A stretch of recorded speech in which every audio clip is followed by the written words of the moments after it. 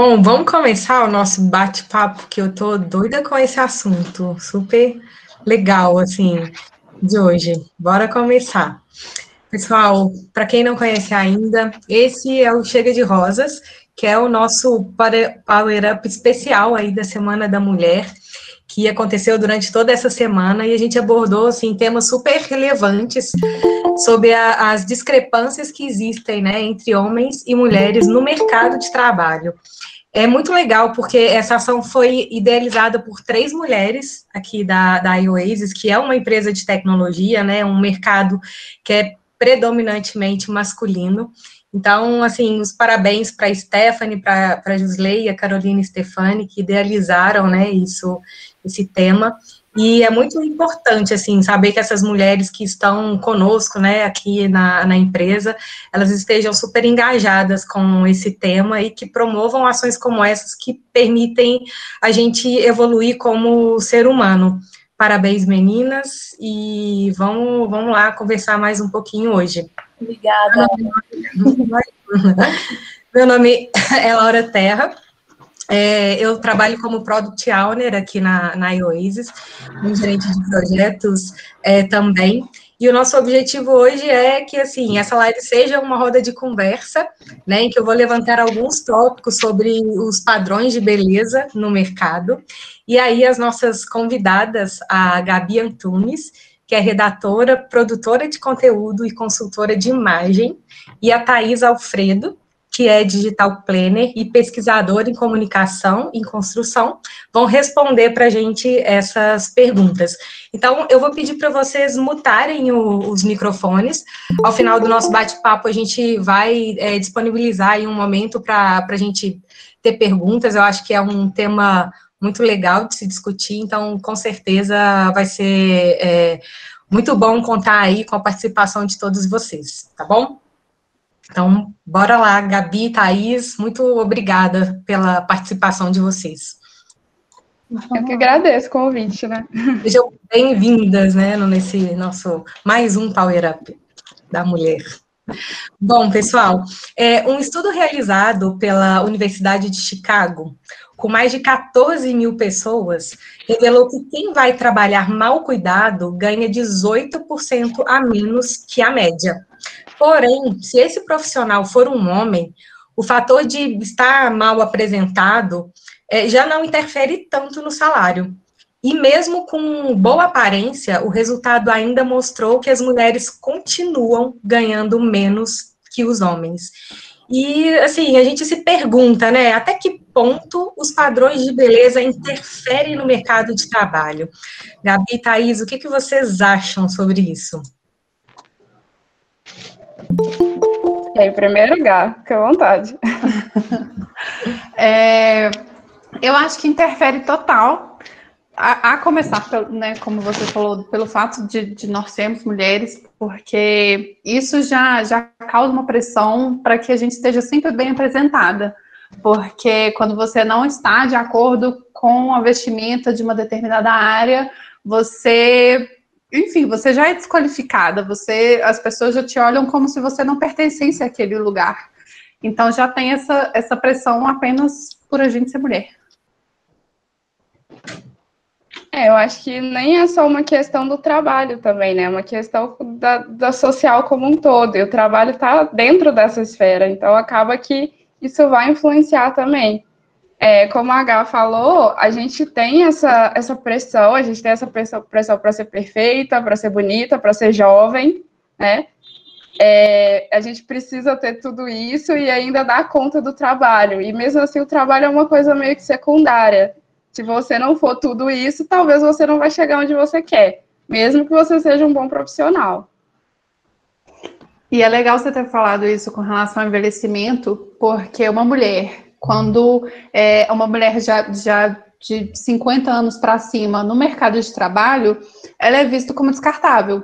Um homem de 50 anos para cima, ele é experiente. Não, ele serve para o cargo. Exato.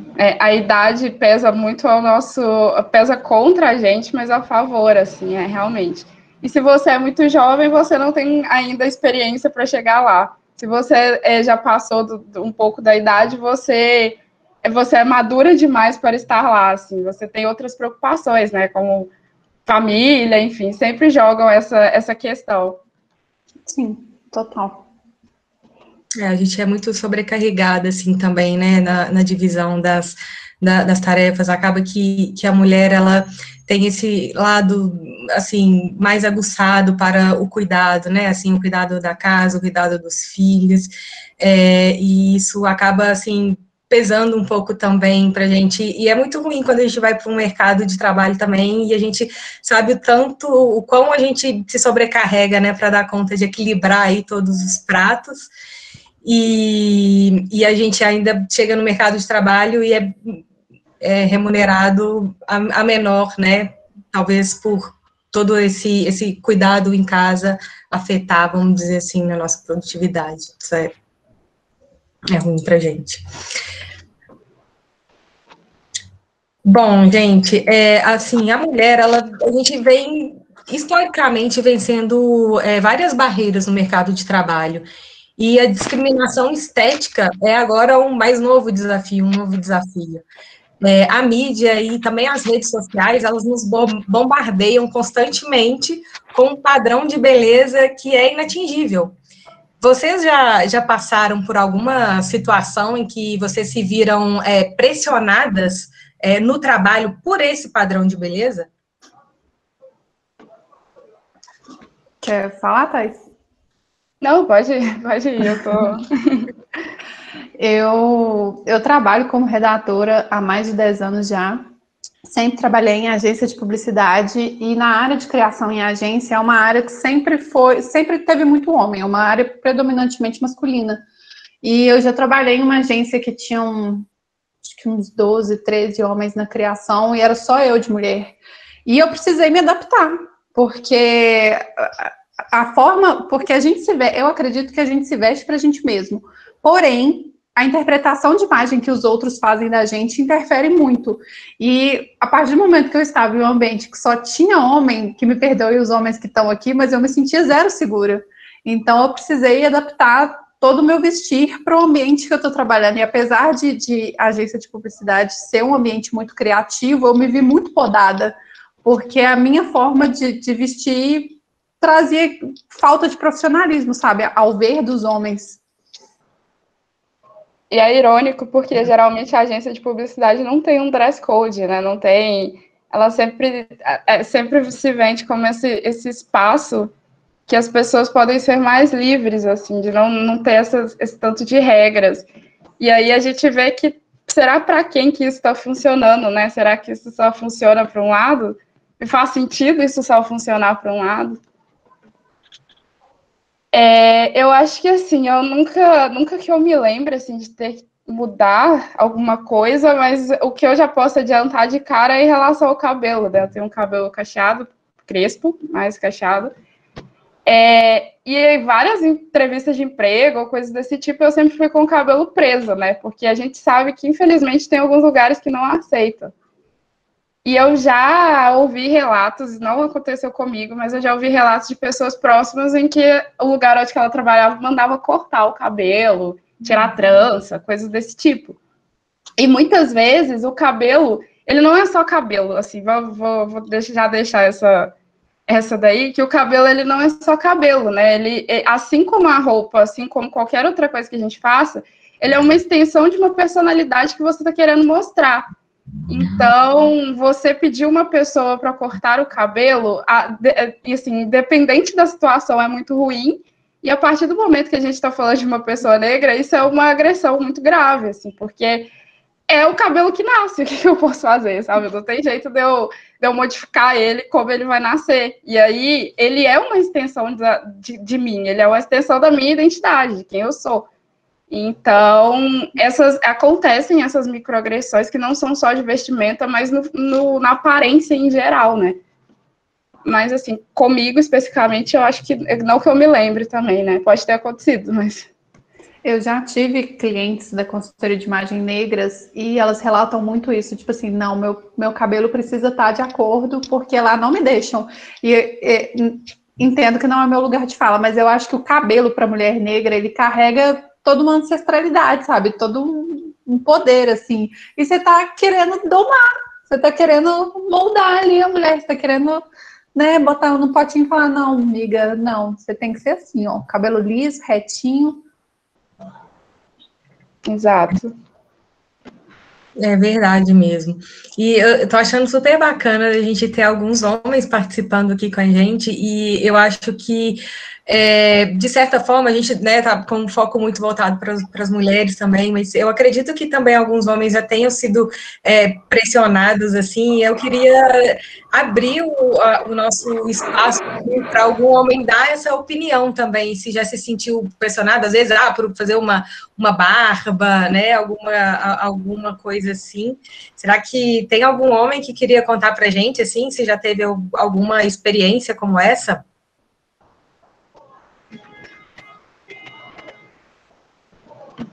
Não? Não. Acho que ainda tá no início, ainda estão acanhados. Estão tímidos ainda, tá bom. Mas daqui a pouco eles ajudam a gente. Meninas. Laura, eu acho que é uma pressão diferente. Acho que não pode, às vezes, nem falar em pressão, mas profissionalmente, até em geral, existe uma certa aparência requerida para certos profissionais, assim. Sei lá, por exemplo, eu fiz a formação de arquiteto. Eu formei arquiteto. Existe a aparência do arquiteto, da arquiteta, assim, sabe? Existe todo um estereótipo, assim, sei lá, da pessoa que trabalha com marketing hoje. Existe todo um estereótipo do cara do TI, ou da menina do TI. Existe, não sei, cara, é um negócio que se constrói uma imagem de identidade profissional que é exigida, que às vezes até a pessoa, para entrar em alguns ambientes, assim, ela não consegue entrar se ela não tiver adequada aquela vestimenta, o corte de cabelo, o jeito de se comportar e tal, assim. Às vezes é a primeira impressão que a pessoa já é descartada, assim, isso eu vejo acontecer muito. Eu não senti essa pressão em mim tanto forte, mas eu vi isso já acontecer algumas vezes, sabe? Eu acho que é um negócio louco, assim, sabe? Eu ia até comentar aqui também que eu acho que normalmente homens que não se enquadram no padrão do que é ser um homem hétero são os que mais sofrem com isso, né?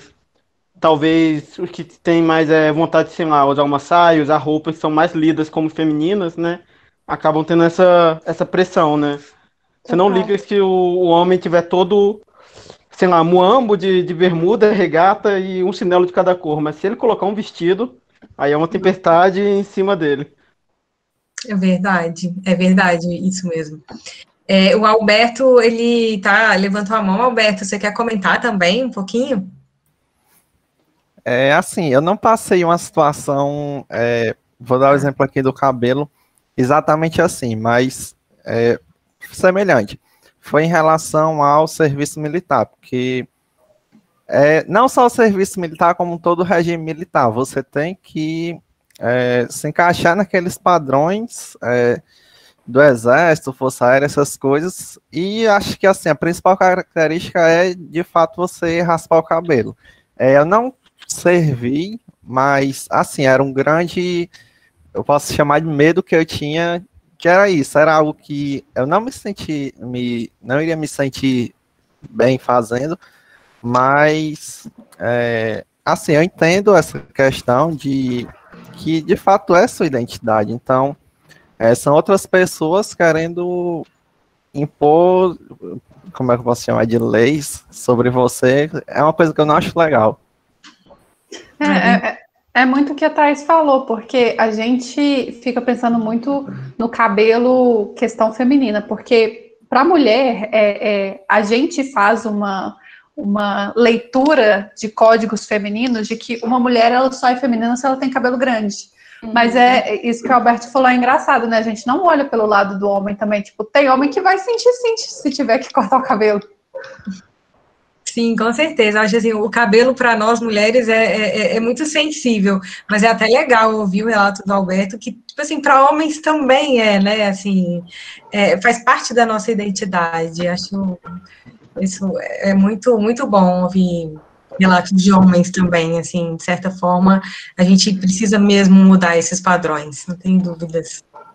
E não aproveitando que o Alberto ele passou essa ideia de serviço militar, não é querendo passar pano, mas assim, existe uma diferença entre você ter um código de vestimenta e você ter um uniforme. Geralmente o uniforme ele tem uma funcionalidade, seja de praticidade, seja para ter reconhecimento, é o que a H falou, acaba que a gente passa signos. E alguns desses signos, eles são construídos baseados em estereótipos, não tem jeito. Em relação ao serviço militar, eu não sei dizer o quanto que é realmente necessário que você faça isso do corte de cabelo e quanto que é cultural, uma imposição cultural, porque algum dia aquilo já foi necessário e aí se continua se perpetuando e ninguém nunca discute sobre isso. Assim. Não querendo dizer que a gente precisa o tempo inteiro debater algum tipo de cultura, porque eu acho que a gente precisa ter visões diferentes do mundo para a gente conseguir entender alguns tipos de cultura, mas muitas vezes a gente precisa ter essa separação entre, por exemplo, o que o Wellington falou sobre a questão de um arquiteto, isso é uma construção. Um arquiteto, ele não precisa ter uma aparência de arquiteto para ele, sei lá, não cair um tijolo na cabeça dele numa obra. Mas, ao mesmo tempo, existem algumas vestimentas que elas são uniformes, elas têm uma funcionalidade para aquilo. Então, eu acho que só para a gente deixar isso meio que na mira, da gente conseguir separar um pouco. Não estou dizendo que todo tipo de uniforme tem essa funcionalidade. A maior parte não tem. Alguns a funcionalidade é só mesmo de reconhecimento, tipo um médico, algumas pessoas desse tipo, né, policial, enfim. Mas, na maior parte das vezes, a intenção do uniforme é ter essa funcionalidade. Sim, total. É verdade, é verdade. Jeff, vamos contribuir com a gente, ele levantou a mão, quer dar um relato também? Quero sim. Primeiramente, queria agradecer as meninas aí pelo debate sensacional, vocês estão de parabéns aí pelo exemplo e pela condução aqui da conversa. Queria deixar no depoimento aqui, quando eu tinha 25 anos, eu acabei assumindo a minha primeira posição gerencial numa grande indústria. E eu fui muito... tive um preconceito, sofri um preconceito muito grande pela minha idade, né? E ouvindo vocês falarem, e principalmente ouvindo o Alberto falar agora, eu me lembrei de uma situação em que eu fui procurado pela minha gestora e ela falou assim: Jefferson, você tem cara de bundinha de neném, e você vai estar no teu dia a dia lidando com pessoas que têm o dobro da sua idade, que podem eventualmente ser seus avós, e pessoas com muito tempo de indústria, muito tempo de casa. Então eu queria te pedir um favor, eu queria te pedir para você deixar sua barba crescer para que você pudesse se transparecer mais adulto do que você já é. Naquele primeiro momento eu achei estranho, assim, até acatei o pedido dela, mas hoje, olhando para trás, eu falei, poxa, por que eu estou sendo julgado pela minha aparência e não pela minha competência, né? Se eu estava ali, eu enfrentei um processo seletivo super difícil, me mostrei capaz para poder fazer aquela função e de fato já estava desempenhando, não entendi o porquê. Mas, enfim, são coisas da vida, assim, nada que me magoa, mas acho que talvez se fosse hoje, eu não faria, assim, eu tentaria me provar por mim mesmo e não pela minha aparência. Ótimo, legal. Obrigada, assim, achei sensacional vocês, homens, estarem aqui apoiando a nossa causa e é bom ouvir também relatos de vocês. Obrigada de verdade. Sem dúvida, conte comigo. Gabi, quando a gente pensa em mulher e roupa de trabalho, a gente está falando mesmo só de moda? Então, eu acredito muito que se vestir é um ato político. A gente não se veste à toa. Quando a gente se veste, sempre tem uma intenção de imagem atrás. Mesmo uma pessoa que fala, eu detesto moda, eu não ligo para roupa, eu visto qualquer coisa, ela está passando uma imagem de eu não ligo para nada, eu não ligo para moda, e talvez até uma imagem de sou superior a isso. A gente sempre se veste tendo uma intenção. Por exemplo, quem se veste sempre com a mesma roupa, tipo Steve Jobs, tem uma intenção de imagem ali. Ele não se vestia igualzinho todo dia em suas aparições à toa. Ele queria demonstrar uma imagem de sou simplão, apesar da blusa branca dele custar $800. Mas era essa a imagem que ele queria passar. Eu acredito muito nisso, na moda como política. Eu gosto muito do exemplo é uma congressista americana, ela chama Alexandria Ocasio. Ela, na posse dela, ela usou um terninho branco, um batom vermelho e argola. Eu achei aquilo simbólico demais, assim, tinha uns signos ali, uns significados maravilhosos. E toda aparição, ela sempre tá de batom vermelho e ela tá de argola. Ela mesma já falou que o batom vermelho que ela usa é para representar a latinidade dela, porque ela é uma mulher latina que foi eleita pelo Congresso americano. Tipo, olha que coisa enorme. E ela já falou também que as argolas que ela usa é para representar o Bronx, o bairro de onde ela veio, porque lá a maioria só mora negros e minorias e pessoas de baixa renda, e ela quer trazer isso, ela quer mostrar para as mulheres do Bronx que, gente, tudo bem usar argola. Existe até um ditado americano que é muito sexista, inclusive, que fala assim, the bigger the hoop, the bigger the hole. É um trem assim, tipo, the hole. Quanto maior a argola, mais puta a mulher é. Uhum. Né? E assim, ela é uma congressista que está usando argola. E uma outra função do batom vermelho dela ali, que ela inclusive comentou, foi que para mostrar que a mulher ela pode sim se arrumar e ao mesmo tempo, e isso não diminui nada a sua capacidade intelectual. Porque a gente tem muito disso, né? Não, se a mulher se arruma, isso já torna ela fútil. Não, gente, tem homem que coleciona jogo de videogame, eu coleciono maquiagem, isso faz de mim menos inteligente, sabe? Outra mulher que se veste de forma, assim, muito estratégica é a Angela Merkel. Toda a aparição dela, a maioria, ela tava de terno vermelho, tipo... E quando você vai falar para uma advogada, por que você não usa um terno vermelho? Ela fala, não, eu vou chamar muita atenção. Gente, olha a Angela Merkel, a força que a imagem daquela mulher transmitia, sabe? Se há muito tempo atrás, tipo, muito mesmo, a era pré-histórica, assim, a gente se vestia para se aquecer. Depois de um tempo, a gente se veste para ter um pertencimento social. A realeza usava o vermelho e roxo porque eram as cores do clero da realeza. Você usa uma cor, uma roupa, que é para demonstrar o seu pertencimento. Eu acredito muito nisso. Eu acho que as roupas, elas passam nossa personalidade, elas passam nosso humor, e a gente usa, mesmo que inconsciente, isso de forma estratégica, isso como uma ferramenta. E nós somos seres sociais. A gente gosta de pertencer a algum grupo. Então, a gente vai é igual quando a gente era adolescente, tinha uns grupinhos de hippie, tinha uns grupinhos de emo, tinha uns grupinhos de rock, você se vestia para pertencer àquele grupo. Sim, é verdade mesmo. Bom, gente, tem essa pergunta bem legal, assim, de acordo com a pesquisa Chega de Fio-Fio, que foi realizada em 2013 no Brasil, pelo Instituto Think Olga, 90% das mulheres já trocaram de roupa pelo menos uma vez antes de sair de casa, por medo de sofrer assédio, principalmente no trabalho. E como que hoje as empresas, elas podem contribuir para mudar essa visão? Eu acho que, assim, principalmente para mim que trabalha com comunicação, né, a gente está debatendo muito ultimamente sobre storytelling e story doing. O que é basicamente essas duas coisas? É você contar uma história, o storytelling, você estar contando alguma coisa, então você dizer, oi, essa empresa que você está trabalhando, ela é family friendly e um monte de outras coisas. A gente é super legal, a gente dá cargo, a gente é super legal, a gente ama mulher, enfim. E o story doing é o que você está fazendo mesmo, porque hoje a gente não compra mais só discurso, a gente quer ação.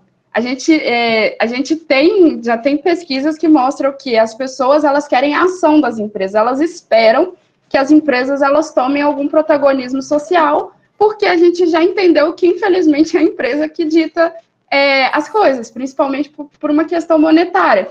É muito mais fácil você ter uma multinacional levantando uma causa do que você ter um grupo sozinho, sem dinheiro, sem nada envolvido, levantando essa mesma causa.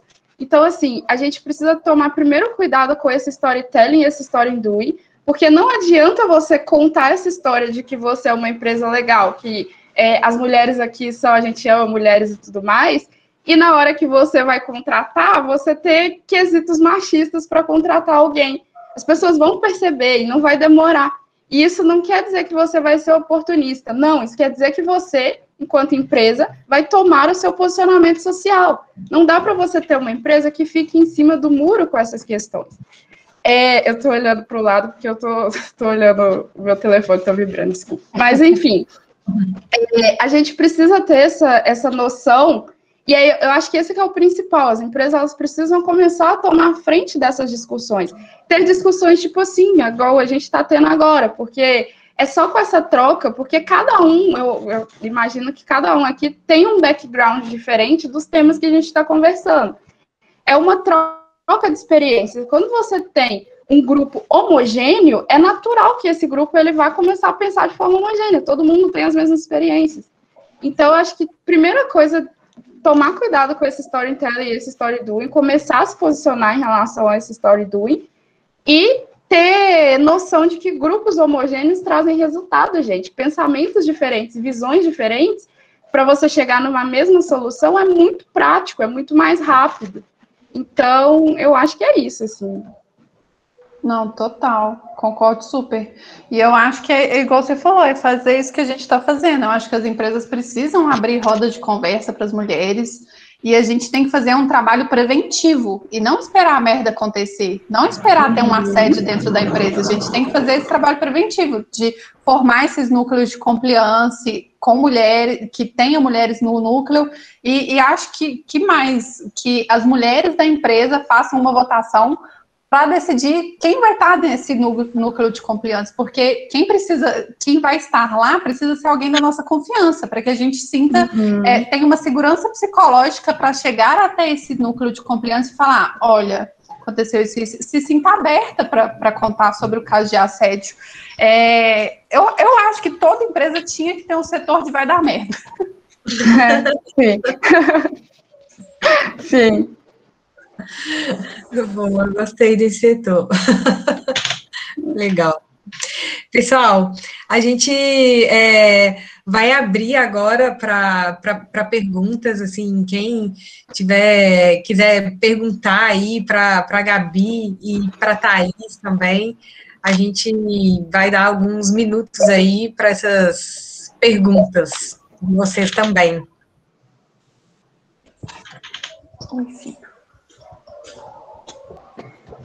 Alguém? Não tem problema, a gente pode ir perguntando por aqui também, eu estou cheia de perguntas. Bom, então vamos para mais uma pergunta nossa.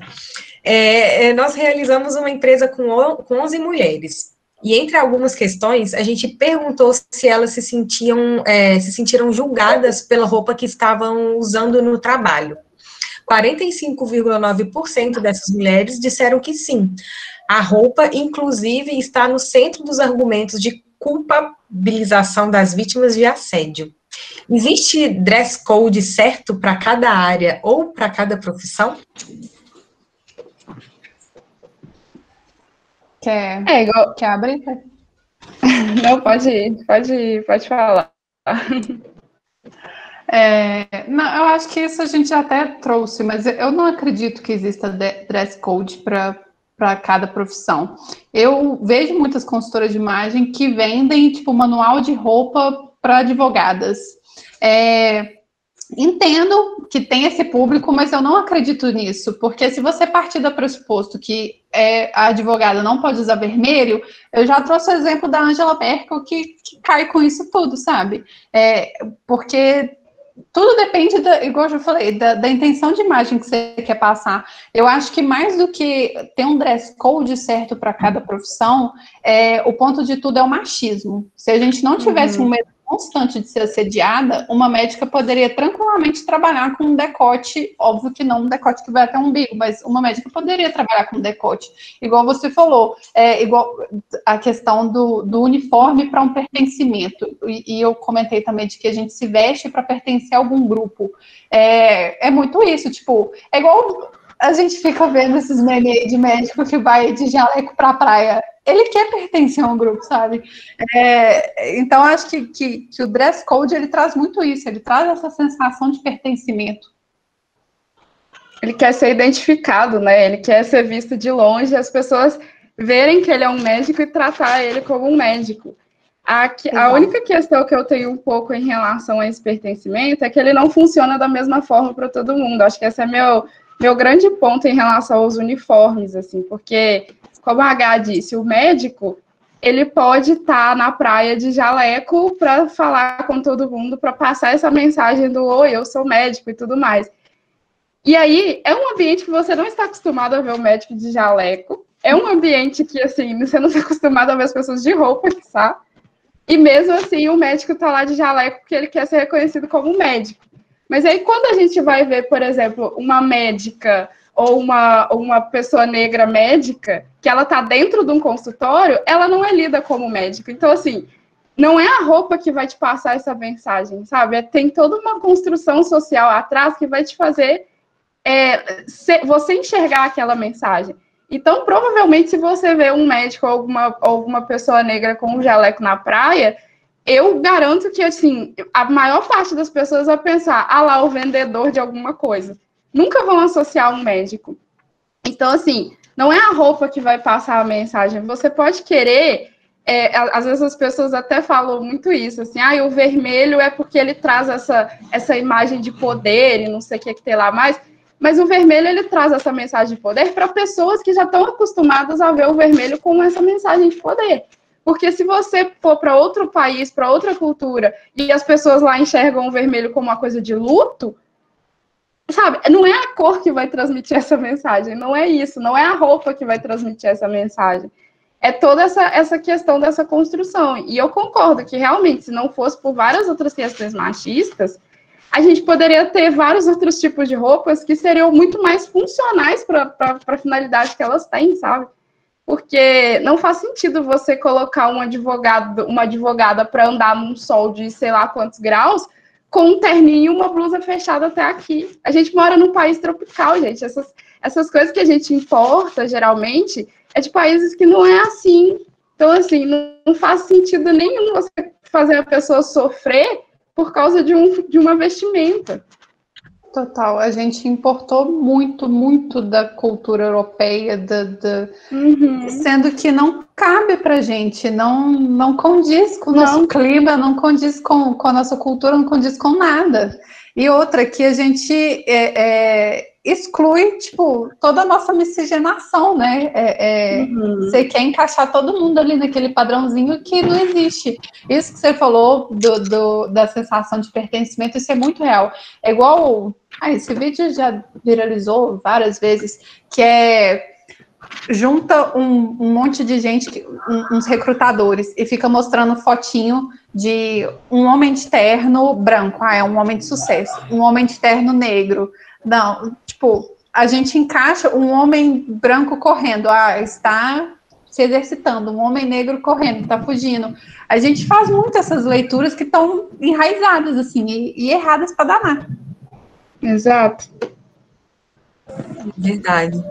E a gente, assim, nós somos bombardeados, assim, com dicas de look para entrevista, comprimento da saia de trabalho ideal, são vários truques aí para causar uma boa impressão, né? O que não falta é matéria ditando ensinamento para nós mulheres. E aí, agora, acho que é uma pergunta, assim, bem pessoal. Qual que é a sua relação com a roupa de trabalho? E existe uma roupa de trabalho? O que você acha, Gabi? Eu acho que existe roupa e ponto. A minha relação eu vou falar moda e não só roupa, porque igual a Thaís falou a respeito do cabelo, eu acho que a nossa comunicação, ela envolve tudo, não só a roupa, ela envolve o cabelo, ela envolve acessório, ela envolve óculos, ela envolve cor, textura, enfim, tudo aquilo que a gente quer transmitir. E eu uso isso de uma forma muito consciente. Antes da gente entrar aqui na reunião, eu até falei com a Thaís, já passei batom. Aí ela tá assim, olha o padrão de beleza aí. Eu falei, não, mas é porque batom, pra mim, é meu porto seguro. Quando eu passo batom vermelho, minha filha, ninguém me aguenta. E nessa construção de imagem, o Jefferson comentou, você tem uma carinha de bebê, usa barba. Eu tenho uma cara muito meiga. Nossa, quantas vezes já andei de ônibus e as pessoas sentam do meu lado, elas vêm chorar comigo, porque eu tenho uma cara de, vem cá, meu filho, vem, pode chorar. E o cabelo curto, ele é um pouco para quebrar isso, para quebrar essa meiguice, essa doçura. Voltando à roupa que você comentou, por exemplo, em tempos pré-pandêmicos, né, que a gente ia trabalhar pessoalmente, eu sempre tive um lema para mim, assim, que, enfim, eu levo para a vida. Quando eu tô muito triste, muito, tipo, acordei muito borocochô, eu uso uma roupa muito colorida. E normalmente a gente faz o contrário, né? Tipo assim, não tô muito triste, vou vestir uma blusa preta. Não, eu tenho o contrário, assim, porque eu acho que se eu vestir preta, eu me fecho mais ainda pro mundo, e a leitura que as pessoas vão fazer de mim é que eu não tô aberta, e quando eu tô borocochô, o que eu quero é que as pessoas cheguem até mim e falem, vem cá, me deixar feliz. E a roupa tem muito isso para mim, assim, ela mexe muito com o meu humor, muito, muito mesmo. E eu não acredito que exista uma roupa para o trabalho, porque eu acho que a mesma roupa, ela vai depender das ocasiões, da composição, de tudo. Eu também acho que não existe roupa para trabalho, não. E um grande exemplo disso é que agora, né, pandemia, home office, essa loucura toda, as pesquisas que estão tendo mais no Google, assim, de compra de roupa é pijama. Assim, eu não sei se alguém já se imaginou saindo de casa e trabalhando de pijama, né? Mas tá acontecendo isso, porque o home office, ele meio que... O office virou a nossa casa, não tem jeito.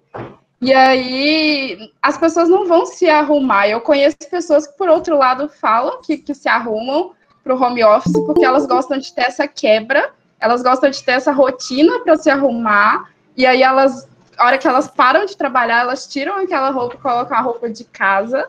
Mas, assim, no meu ponto de vista, também não existe roupa para trabalhar, assim. Acho que depende muito de vários fatores, como eu disse, a não ser que seja uma roupa funcional, né, que ela tá ali para te dar alguma coisa, ou para te identificar de algum jeito, mas até essas aí eu tenho um pouco minhas dúvidas, mas assim, eu acho que não tem essa questão de ter roupa para o trabalho, não. E minha relação com a roupa é que eu sou uma pessoa que eu não gosto de chamar atenção, não é que eu seja tímida, eu realmente não gosto de chamar atenção.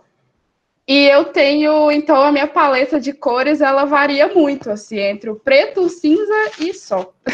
E o branco, de vez em quando o branco. Então, assim, eu tenho essa paleta, assim, eu acho que é uma coisa que combina mais comigo, que combina com o meu estilo, porque tem muito isso, né, de você querer passar um estilo, e não é de forma alguma que seja para trabalho, ou alguma coisa desse tipo, é porque realmente eu acho que combina um pouco mais comigo, assim. Eu tenho uma amiga que ela fala que a cor alegre dela é o preto. E eu acho isso massa. Tipo, a gente tem que usar o que nos faz bem. Tem que usar a nosso favor. E isso que você comentou do pijama é muito engraçado, porque o mercado têxtil viu um boom nas vendas de moletom. Gente, nunca vi tanto moletom na vida. Marca de alta costura começou a ter peças de moletom. E assim, chinelo. Quando que você fosse imaginar isso? A Chanel tem pantufa agora, sabe? E é total, porque é muito esse caminho também. O momento que a gente vive interfere muito no que vai ditar a moda. É verdade. E essa história de pijamas, eu nunca fui trabalhar de pijama, mas eu já saí na rua de pijama, assim, era uma cidade que eu fui morar, nova, que eu não conhecia ninguém, eu falei, quer saber, eu vou sair de pijama, assim, não ia ter ninguém, não ia ter ninguém que eu conhecesse que ia me julgar, eu me sentia vontade, quer saber, então eu fui no banco de pijama, mas trabalhar só em casa mesmo. Não, total, e agora a gente vê muito... Eu tenho uma pequena birra na moda, que é o anglicismo de tudo. A gente tem a palavra em português para isso, mas não, precisa americanizar. E agora tem o slip dress. Gente, exato. O slip dress é uma camisola. E ele tá super em alta, tá super naturalizado por causa desse momento pandêmico que a gente está vivendo.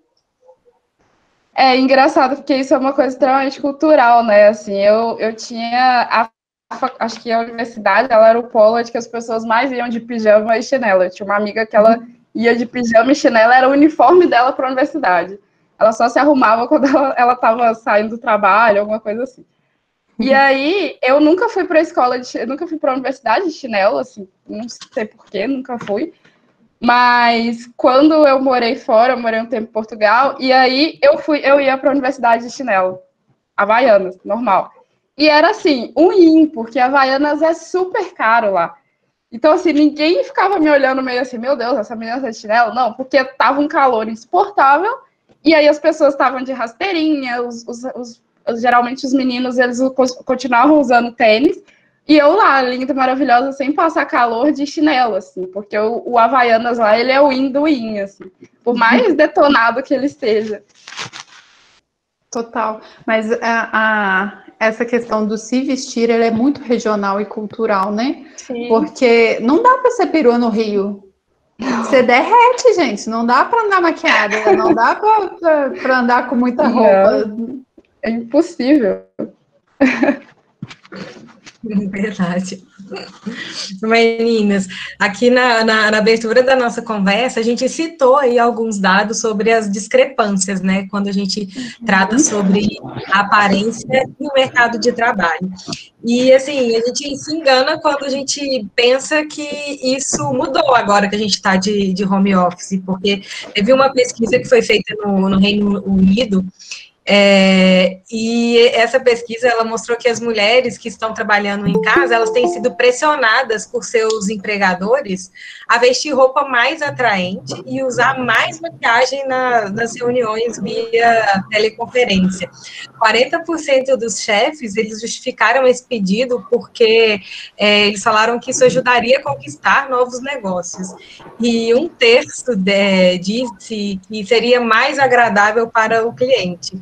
Então, assim, agora, além de roupa para trabalho, a gente precisa se adequar também a ter uma roupa para home office e uma aparência.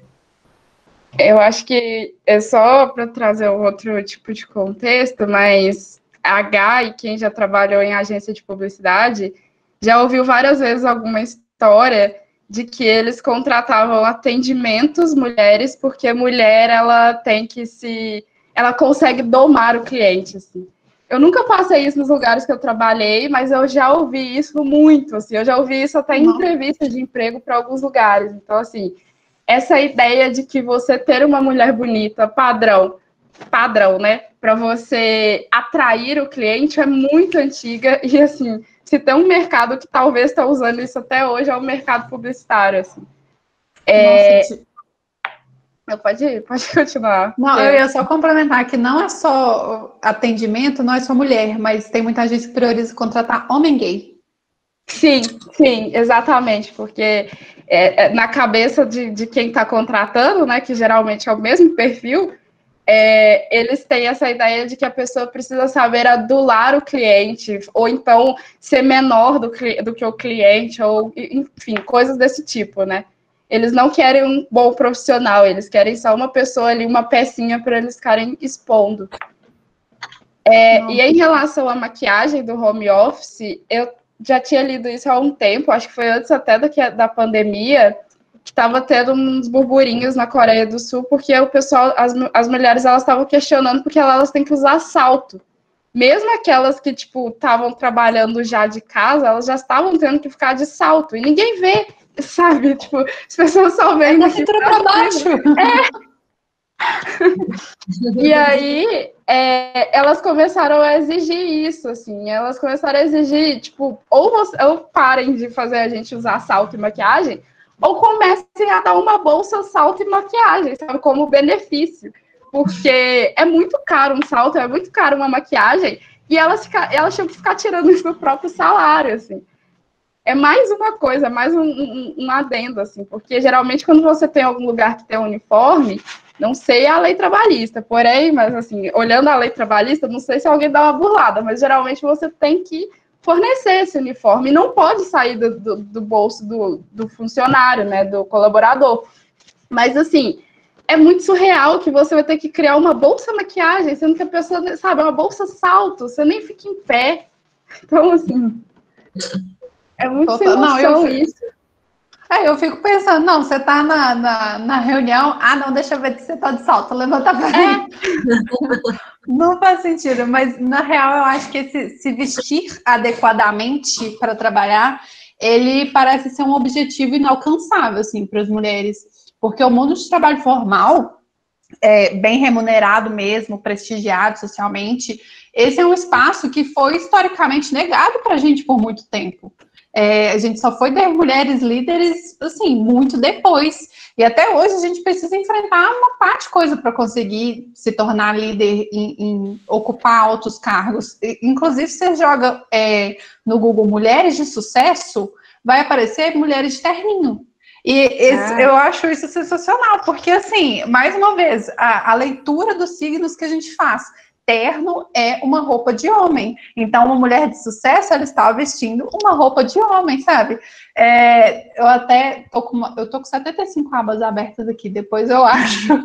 Mas tem um curta da Pixar, que eu acho que ele chama Purp, que é uma bolinha de lã rosa que ela é contratada num lugar que só tem homem engravatado e todo mundo ignora ela. E aí, para ela se adequar, ela se achata, ela começa a vestir terno e aí ela é aceita. É um curta muito bonitinho. Eu vou depois achar aqui a aba para mandar no chat. Mas é muito isso, sabe? Inclusive, os códigos de roupa de sucesso vêm dos homens. Assim, e eu acabei de ver aqui que a Clarice comentou que tatuagem também, né? Sim, tatuagem também. De novo, eu acho que é porque eu sou constante, eu estou em ambientes que é constantemente mais descolado, então ter tatuagem em uma agência de comunicação é quase como se fosse o dress code, né? Alguém sempre vai ter. Você não tem, isso é diferente. Isso já ficou estranho e tal. E as pessoas começam a te questionar um monte de coisa, se você tem medo, enfim. Então, mas ainda assim, né, ter tatuagens também, assim, principalmente tatuagens em locais que não são tão comuns, né? Tipo, pescoço, mão, rosto. E é só um desenho, sabe? Assim, isso não vai transformar ninguém, mas é aquela questão dos signos, né? A gente já está acostumada a associar a tatuagem é uma coisa criminosa e coisas desse tipo. Enfim, eu já ouvi comentários muito pesados em relação à tatuagem, falando assim, mas o mundo evoluiu tanto e tal, e agora a gente está voltando para a época das pessoas que andavam igual índio. E eu ficava assim, gente, parabéns, você conseguiu zerar o bingo da merda, assim, nossa. Mas... E era uma coisa assim, mano, nada a ver. E a gente ainda tem essa noção.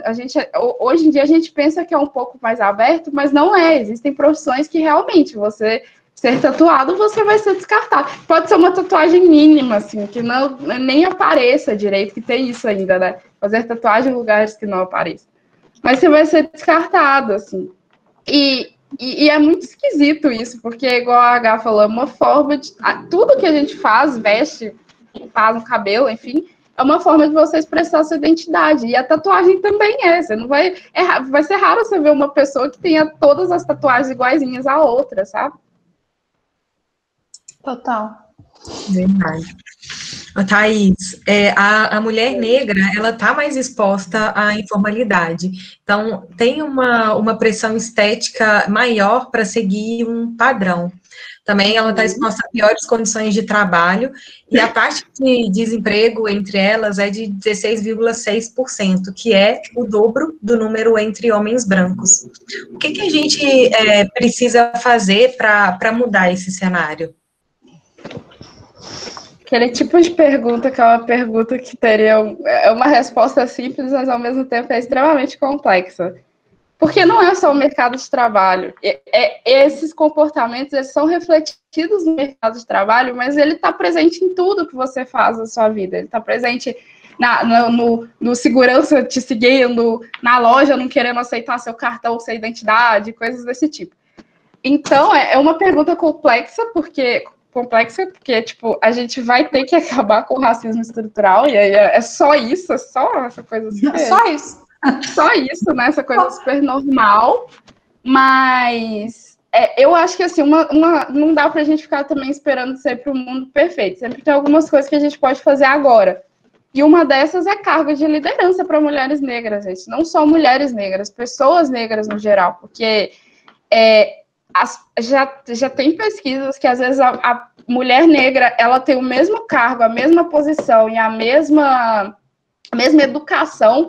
Poxa, nós mulheres negras somos as que menos conseguimos terminar o ensino médio e somos as que mais procuram pelo ensino superior, mas também a gente não consegue terminar o ensino superior. Então, assim, tem algum problema acontecendo nesse meio aí, desse caminho, que não fica só na educação básica. É lógico que a educação básica ela tem um peso fundamental no que você vai escolher, mas se a gente está tendo uma alta taxa de desistência de mulheres negras na universidade, talvez seja porque aquele ambiente universitário não está proporcionando que a gente se sinta acolhida, se sinta bem, né?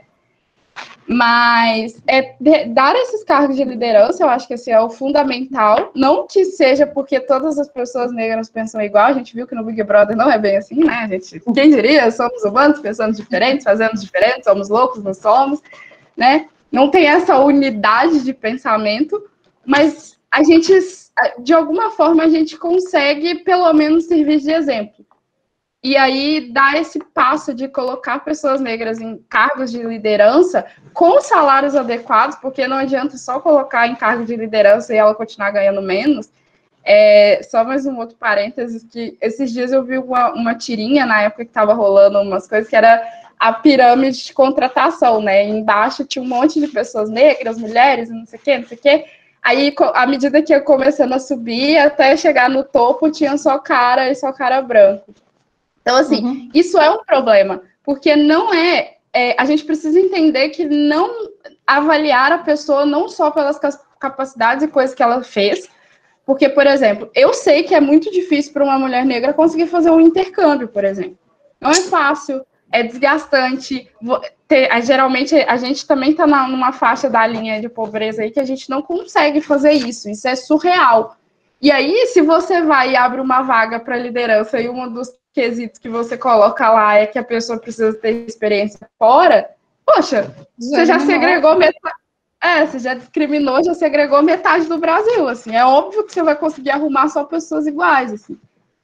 E talvez que não vão trazer, assim, o que você espera, não vão trazer essa mudança. E se você parar para pensar, 58% da população brasileira é negra. E parda. Então, assim, eu acho que as empresas precisam, sim, fazer processo. Você falou, ter cargos de liderança, mas aí é foda, porque sequer tem as pessoas na base negras. Então, eu acho que precisa abrir processos seletivos de recrutamento de pessoas negras, de mães solo, de mulheres trans, e ir atrás de parceria com ONGs também, para que essas ONGs tragam essas pessoas para dentro da empresa. Porque é aquilo que você disse lá atrás, não adianta nada eu abrir um processo de seleção para a comunidade LGBT e a minha empresa nunca moveu uma palha, nunca fez nenhuma ação em prol da comunidade. E no Power Up de quarta, a Ana Bolsoni falou uma coisa que eu achei muito massa, que é assim, da mesma forma que a empresa está me entrevistando, eu também estou entrevistando a empresa. Sim. E aí, quando você vai pesquisar sobre ela nunca fez nenhuma ação, mas está abrindo vagas para mulheres trans. Como que uma mulher trans vai se sentir segura no ambiente de trabalho desse? Tipo, será que a empresa está preparada para receber ela? Ou só está abrindo vaga porque, não, estamos aqui surfando nessa onda aqui, tá hype, vamos contratar. Não, a empresa precisa ter todo um preparo para receber essas pessoas. E assim, é um ambiente que geralmente quando a gente chega, assim, falando principalmente como mulher negra, é um ambiente que é extremamente opressor, assim. Você se sente meio acuado, você não, assim, é sempre que, mesmo que não aconteça, você demora um tempo até você se sentir ambientado, porque muitas coisas que você vai dizer, talvez aquela pessoa que trabalha com você, ela não faz nem ideia do que você está falando e ela vai passar por cima, sabe? Então, eu acho que é por esse caminho aí. Mas, de novo, o ideal mesmo seria acabar com todo o racismo estrutural. Mas, assim, dá pra gente ir aos pouquinhos. Essa é uma mudança de cultura, assim, muito importante, mas que infelizmente delonga tempo. Meninas, na construção da imagem da mulher, a mídia ela sempre teve um papel muito importante. E apesar da gente já estar vivendo um avanço no cenário da propaganda, as agências de publicidade elas são lideradas majoritariamente por homens héteros brancos. Só que ainda há muito que ser mudado. Segundo o estudo feito pela GEMA, que é um grupo de estudos de ação afirmativa, a publicidade ela ainda é composta por 78% de pessoas brancas, e as mulheres elas ainda aparecem mais nas propagandas de produto de limpeza. O que está ao nosso alcance para que a gente possa mudar isso? Acho que a primeira coisa que a gente tem que entender, e assim, agora falando como uma pessoa de comunicação, é que a mídia, ela é um canal. Do mesmo jeito que você tem impacto nela, ela tem impacto na sua vida. Então, não é que a mídia, ela tá querendo sempre mostrar que as mulheres, elas têm esse cargo mais subalterno. É porque ainda é um pensamento da população. Então, existe essa troca de experiência. Porque o que eu vejo muitas vezes é as pessoas tirando um pouco o corpo fora e colocando os veículos midiáticos como se eles fossem o grande vilão, assim, é eles que estão fazendo isso tudo, e não é. Eles estão espelhando a sociedade está espelhando eles.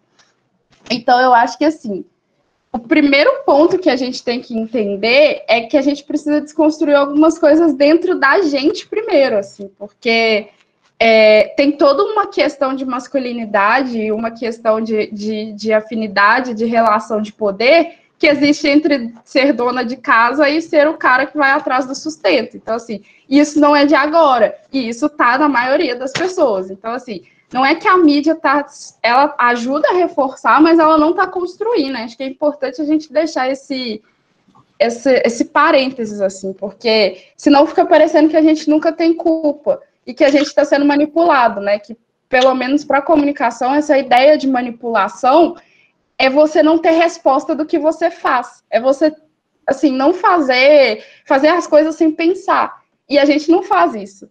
Quando a gente vê uma imagem da televisão de uma mulher que está lá limpando e tudo mais, a gente não acha estranho porque socialmente isso é construído dessa forma. E se a gente acha estranho é porque a gente desconstruiu esse pensamento. Então, assim, não é querendo passar, de novo, não é querendo passar pano para a mídia, mas eu acho que às vezes a gente também, enquanto sociedade, precisa reconhecer onde que a gente está errando. Mas você fala isso, a questão da responsabilidade da mídia, mas e sobre a construção da imagem da mulher que já está muito enraizada na gente, na verdade, eu acho que eu ouso ir até um pouco além, assim, porque, na real, a imagem da mulher, ela sempre foi construída pelo homem. A primeira mulher artista a se autorretratar foi Artemisa no século XVII, gente. Antes disso, só tinha homem esculpindo, só tinha homem pintando, só tinha homem escrevendo. Então, era o homem que determinava a nossa imagem. E a igreja tem um papel fundamental nisso, porque a igreja que tinha dinheiro. Então, era a igreja que contratava o escultor para esculpir ali né, quem que é a maior referência feminina da igreja? Maria. Então, por muito tempo, a imagem da mulher foi imaculada, assim, a gente precisava ser aquela imagem de Maria. E aí, chegou um determinado ponto da história, assim, que a igreja viu que, opa, não tá rolando, as mulheres não estão curtindo aqui essa imagem que a gente está impondo que elas tenham, vamos tentar humanizar um pouco mais a mulher? Vamos. E aí pediram para os pintores, escultores e tudo mais retratarem quem? Maria Madalena. Mas ainda assim ela era uma pecadora que se arrependeu. A nossa pureza continuava ali, sabe? A mulher ela foi privada de ler e escrever por muito tempo. Então, como que ela ia construir a própria imagem, assim? Depois de um tempo, que a gente ainda foi diabolizada, fomos transformadas em bruxas, depois a gente foi idealizada como objeto do homem. Então, a gente tem aí uma imagem da mulher de muito tempo atrás para desconstruir, sabe? E é papel do homem ajudar a gente nessa desconstrução. Eu acho que é aí que chega um pouco da divisão de ponto de vista, né? Porque enquanto é esperado que a mulher branca ela seja essa coisa feminina, recatada, do lar, né? Bela, recatada e do lar, é esperado da mulher negra completamente o oposto, que ela seja dura, que ela seja inflexível, que ela dê conta de tudo, né? Então, assim, existem esses dois opostos, e aí é esse momento que a gente precisa ter cuidado quando a gente fala em quem que está construindo essa imagem, porque não é uma imagem única, é uma imagem interseccional, né? Então, assim, existem várias imagens de várias mulheres diferentes. E aí, eu entendo quando você diz que a gente precisa puxar isso para o nosso lado, para entregar isso para a mulher, mas a gente também tem que tomar um pouco de cuidado para quem que a gente está entregando e que imagem que a gente está fazendo. Porque não necessariamente, isso é uma coisa que eu ouvi bastante, de novo, tá aí o Big Brother para provar, não necessariamente porque uma pessoa ela é minoria que ela vai ter noção do que todas as outras minorias passam, sabe? De novo, é aí que entra a pluralidade de ponto de vista, porque vai ser muito difícil você construir essa imagem estereotipada da mulher recatada e do lar com vários pontos de vista diferentes, de mulheres diferentes, enfim, que tem toda essa questão, né? Existe essa divisão entre raça, entre classe, principalmente, porque também, né, a mulher que trabalha, ela ainda é esperada que ela ganhe menos do que o marido, mas é esperado que ela trabalhe, é esperado que ela trabalhe o dobro também dentro de casa. Então, a gente tem que tomar cuidado com essas unidades, assim, de ponto de vista, sabe? De construção. Sim, total. E isso que você traz a questão do Big Brother, assim, eu acho muito sensacional, porque a gente tem muito essa visão de que todo negro é militante, isso é uma coisa muito enraizada, assim, todo gay é militante, toda mulher que não segue um padrão muito feminina, fofinha, ela é encaixada em dois lugares, ou ela é sapatão, ou ela é feminista. Então, dentro de cada núcleo, a gente ainda tem coisas muito estereotipadas, assim, que precisa acabar. Sim, com certeza. E a gente já tem algumas, assim, no conjunto, a gente já tem falando sobre essa questão da imagem da mulher na publicidade há muito tempo. Não é de agora, assim, é de agora se a gente for parar para pensar que, poxa, o ser humano começou a fazer publicidade, sei lá, quando ele começou a envolver dinheiro nas coisas dele, provavelmente. Mas aí a gente fala que é muito tempo, mas assim, já tem estudos de muitos e muitos anos questionando esse lugar da mulher, que na publicidade ou ela é sempre aquela mulher que é inferior, oh meu Deus, uma pessoa para me salvar, ou ela é aquela pessoa que não tem fala, que ela tá ali só para mostrar um de plano de fundo ali. Exato. Ela é um produto, basicamente, ela tá ali para embelezar o produto, assim. Ou ela tem essa relação materna, família, aquela coisa, né, junto, ai meu Deus, eu sou a protetora da família, ou então ela tem aquele papel da mulher empreendedora, não sei o que tem, que é aquela mulher de casca grossa, que ninguém conversa, e que dá conta de tudo. Que dá conta de tudo, ou a mal amada, que o marido não ajuda, né, assim, então são esses estereótipos da publicidade, assim, que a gente precisa urgente rever, mas não tem jeito da gente rever isso de uma forma única, porque nem todas as mulheres vão ser iguais, assim, vai depender muito do público que você quer falar. E sendo bem sincera, eu não consumo produtos que eu não considero que sejam para mim, assim, eu preciso ter uma identificação. E quando você vai ter identificação com a marca, é necessário que você tenha esse ponto de vista, que pelo menos quem está por trás, é necessário que você tenha muito conhecimento do público. Talvez nem sempre o público vai ser você, mas assim, você tem que ter um mínimo de conhecimento para você saber como você vai fazer para não ferir mais ainda aquela pessoa, sabe? Total. Achei que você tinha travado. Eu lembro que eu estava na faculdade e meu professor de RTVC, ele deu de dever de casa. Ele queria que a gente assistisse Pânico, o programa. E aí, né, as mulheres tudo da sala falou, sério mesmo? Sério? Ele falou, sim, você precisa conhecer seu público. Se um dia você tiver um cara que precisa anunciar num programa desse, quem que é o público desse programa? Então, é isso, é conhecer e parar de estereotipar. E, mais uma vez, longe do meu lugar de fala, mas por muito tempo, a imagem da mulher negra, eu acho que ela foi muito, muito, muito sexualizada. Tipo assim, muito mais do que da mulher branca. Seja nas propagandas, principalmente propaganda de cerveja. Eu lembro de uma propaganda, acho que é dos anos 80, que tinha, na verdade, não era nem uma foto de uma mulher, era um desenho de uma mulher negra, assim, escultural, sabe? Então, eu acho que tem muita sexualização também. Hoje, bem menos, tanto que até vestiram até mesmo a Globeleza. Mas até 2011 a Globeleza tava aí, né? Firme e forte. Não tinha... A Globeleza... Só com umas estrelas no peito. Assim, é um super isca de turismo sexual e coisas desse tipo, e que assim, que eu acho que, de novo, agora trazendo uma experiência completamente pessoal, que me fizeram ouvir coisas lá, quando eu não estava aqui no Brasil, que, assim, nossa senhora. Mas, assim, essa imagem, assim, porque tem-se mesmo a imagem da mulher negra sexualizada, porque espera que a mulher branca não seja. Então, alguém tem que suprir essa necessidade do homem branco, né? Alguém precisa estar ali.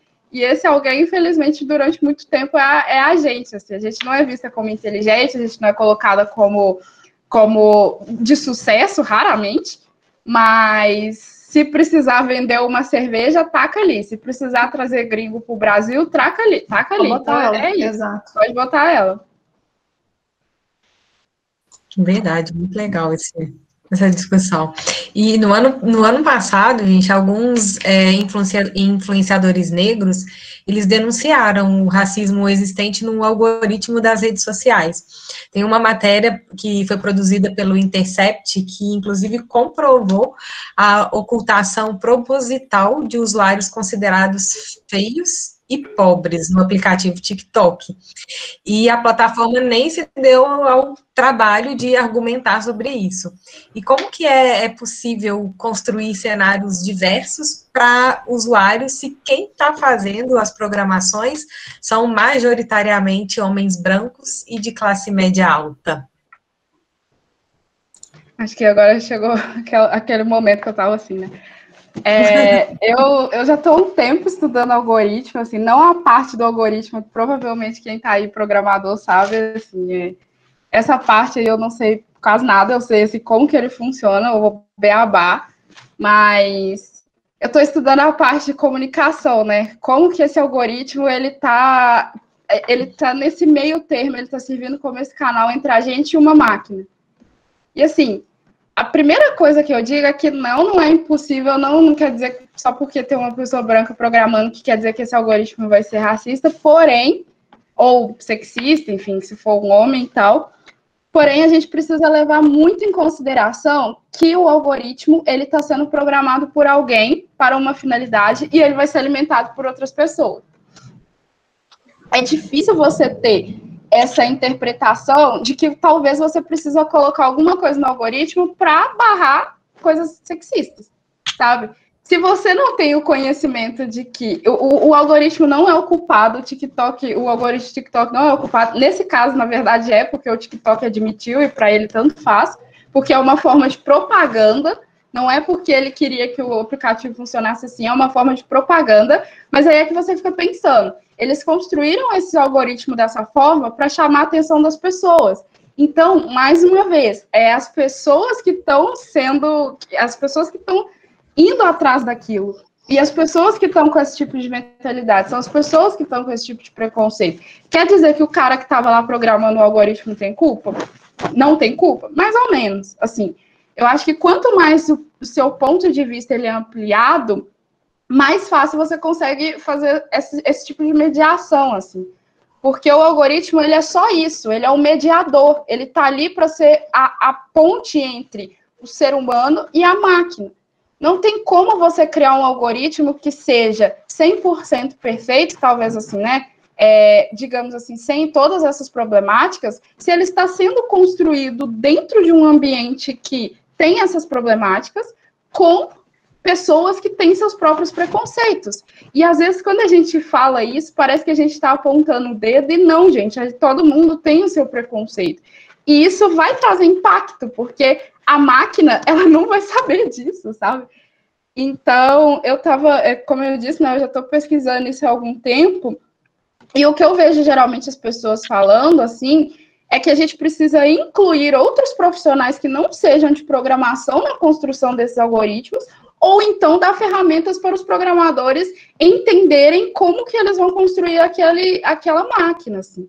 E, de novo, trazendo a história do storytelling mais o story doing, a gente tem o Google como exemplo, que é uma empresa que super levanta a bandeira de tudo e de todos, e eles simplesmente têm uns algoritmos que são extremamente racistas e que quando falam com ele fala, não, eu não tenho controle disso.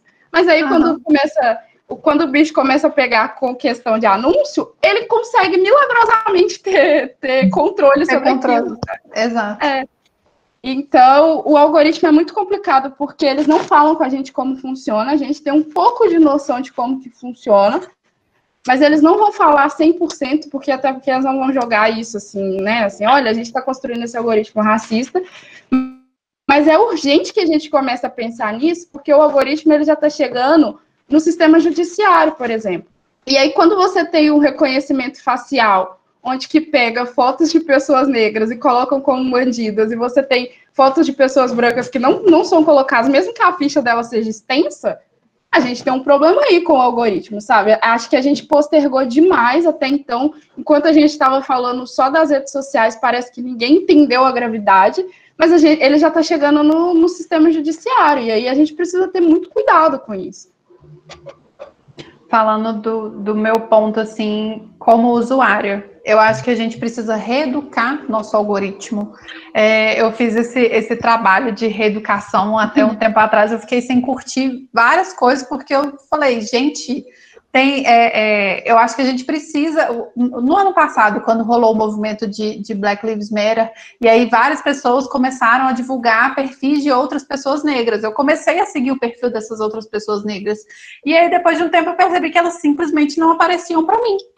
E aí eu comecei a fazer esse trabalho de reeducar meu algoritmo. Eu passei a não mais curtir as coisas que eu sempre curtia para ver se essas pessoas apareciam. E assim, demorou muito, mas elas começaram.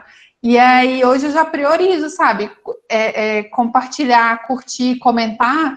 Isso eu faço com o perfil com os perfis que eu sigo de mulheres gordas, de mulheres trans, de mulheres negras, para ver se dilui um pouco ali minha timeline. Mas assim, para você, né, você, Gabriela, Gá, enfim, é interessante você fazer isso, mas isso provavelmente não tem impacto no algoritmo do Instagram, porque provavelmente ele está ali para boicotar esse tipo de conteúdo. Como eu disse, a gente não sabe, são hipóteses, assim, eu acho que a gente tem um pouco de noção de como é que funciona, mas eles nunca falaram com a gente explicitamente como funciona. Mas também nem vão falar se tiver alguma coisa errada. Mas para você isso é interessante, para mim também. Eu fiquei bastante tempo, desde que eu comecei a mexer com redes sociais, eu fiquei tentando domar meu algoritmo. Eu até brinco com uma pessoa que trabalha comigo, que está até assistindo isso, a Angélica, que eu demorei a domar o meu algoritmo do TikTok e ele ainda assim continua aparecendo outras coisas. Por quê? Porque ele não leva em consideração a Thaís. Porque ele não quer vender anúncio para a Thaís. A Thaís, pessoa, não importa. E isso é interessante porque é aí que as empresas podem pegar, sabe? Para ter relacionamento mais humano. A Thaís, pessoa, ela não importa. Quem importa é a Thaís, a mulher negra, 24 anos, estudante, trabalha com digital e gosta disso. Ele não vai me ver como uma pessoa. E aí, se a gente começar a produzir conteúdos baseados nessas coisas que o algoritmo não vê, a gente vai acabar caindo nesse mesmo problema deles, de que você não se aproximar de quem você está querendo falar, assim. Não é que você precisa, não necessariamente você precisa falar assim, oi, Thaís, tudo bem? Não é isso. Mas você precisa entender que aquelas pessoas que te seguem, diferente do algoritmo, que nunca vai entender isso, porque não é a função dele, mas quem está produzindo esse tipo de conteúdo, ela precisa entender que aquelas pessoas, elas têm comportamentos muito particulares que o algoritmo não vai te falar. Entendi. Então, Pode falar, desculpa. Não, você tinha até comentado isso numa conversa que a gente já teve outro dia, que inclusive, ele não mostra as pessoas negras no coisa de procurar.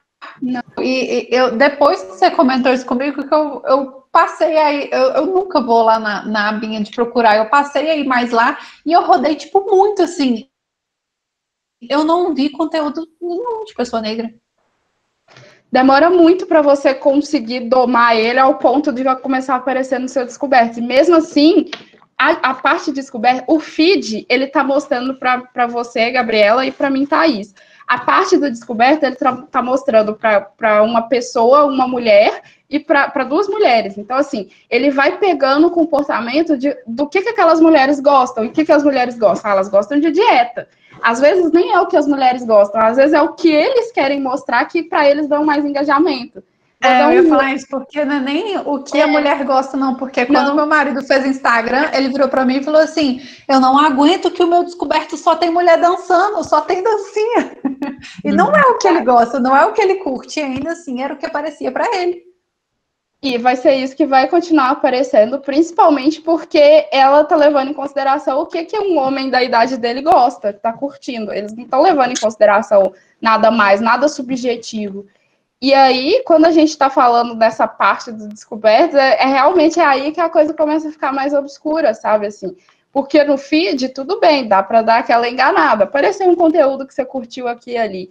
Mas a partir do momento que no seu descoberto não aparece nenhuma pessoa negra ou não aparece nada que esteja relacionado com o que você gostou no seu feed, a gente consegue ver que tem um problema na ferramenta. E não é um problema exatamente, porque a ferramenta ela quer fazer o quê? Vender anúncio. Vender coisa patrocinada. Então, assim, para o anunciante, e aí puxando um pouco para o nosso lado, né? Assim, para o anunciante, é muito mais fácil você manter um anúncio que você queira com um público muito amplo do que você tentar entender o que é aquele público que você quer. Nem sempre é fácil você saber o público que você quer.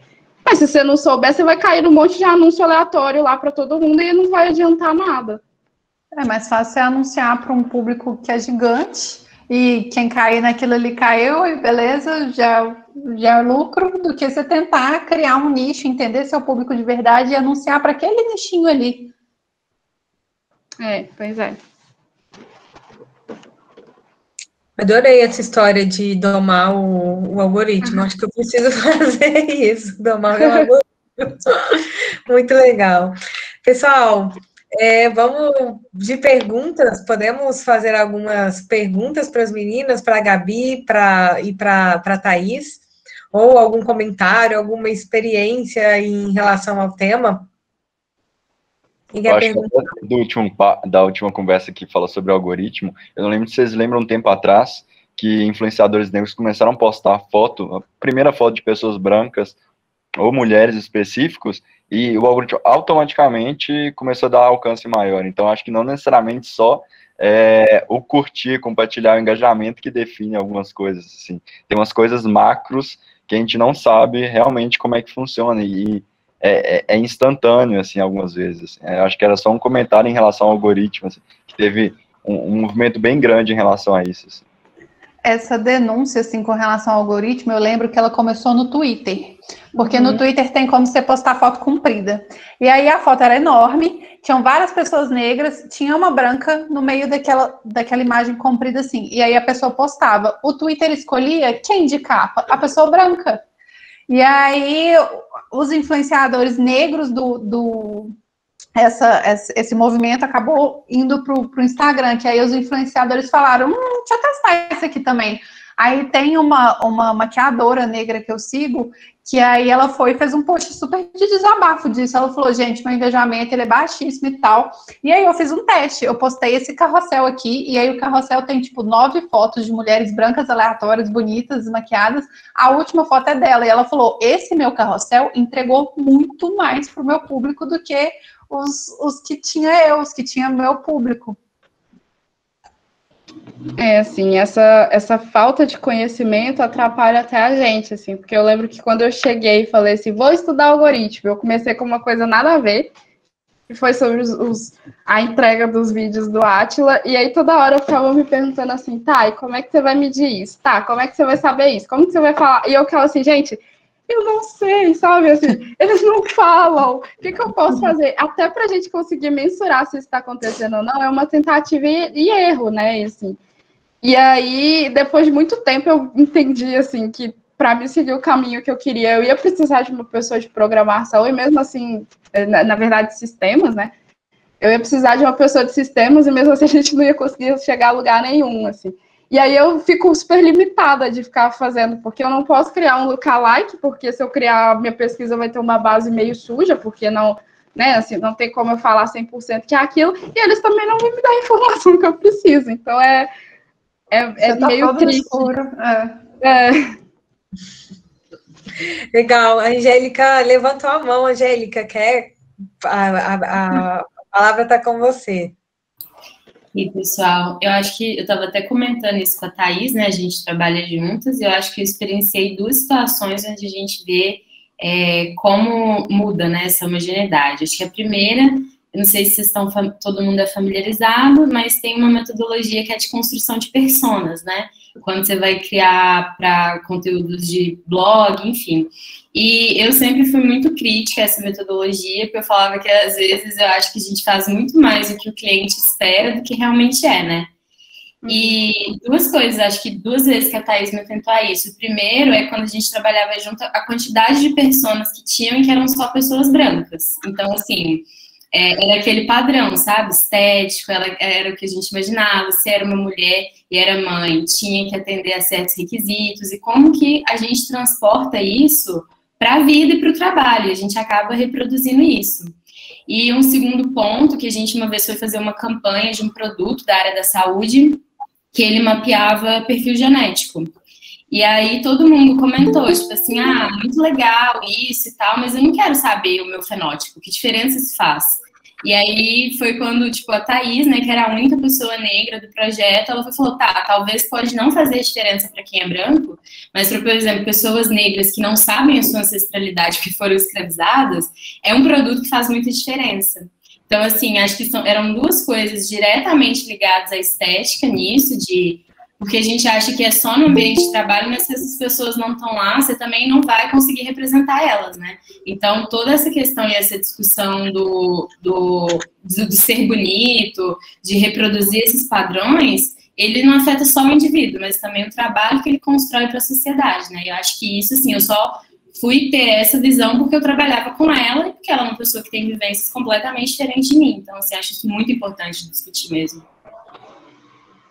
Assim, fora as construções, né? Assim, a gente tem uma marca C.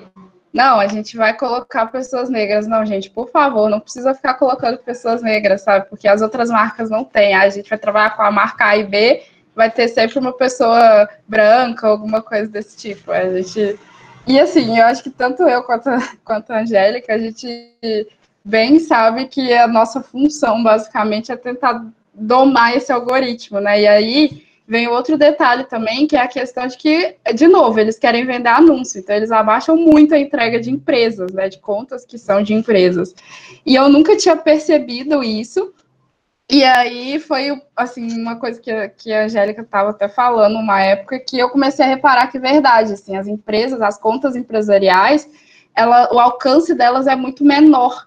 E não adianta você tentar esconder do Instagram que você é uma conta comercial, né? Porque ele vai descobrir. Então, assim, a gente começou a trabalhar dessa outra forma, com esse outro ponto de vista, principalmente na questão de produção de conteúdo, né? Assim, de pensar o conteúdo, justamente por causa disso, por causa de entrega. É óbvio que a gente sabe que sempre vai ter que ter uma verba de mídia aqui e ali, mas você ter esse conhecimento de público, né, você não ficar fechado só nessa bolha, ele te ajuda bastante a você entregar mesmo coisas de qualidade e você criar o que a gente chama dessa humanização, né, de marca. Eu achei muito legal isso que a Angélica falou, de que, na verdade, quando você constrói uma persona, é o que o cliente quer. Porque eu acho que hoje em dia já existem tantos blogs, tantos cursos aí que você pode fazer que te ensina a construir persona, construir editorias, a produzir seu conteúdo sozinho e tal. E já teve um freela, um cliente que eu atendi, que aí, beleza, né? Passou todo esse processo de planejamento e tal, e precisava construir a persona.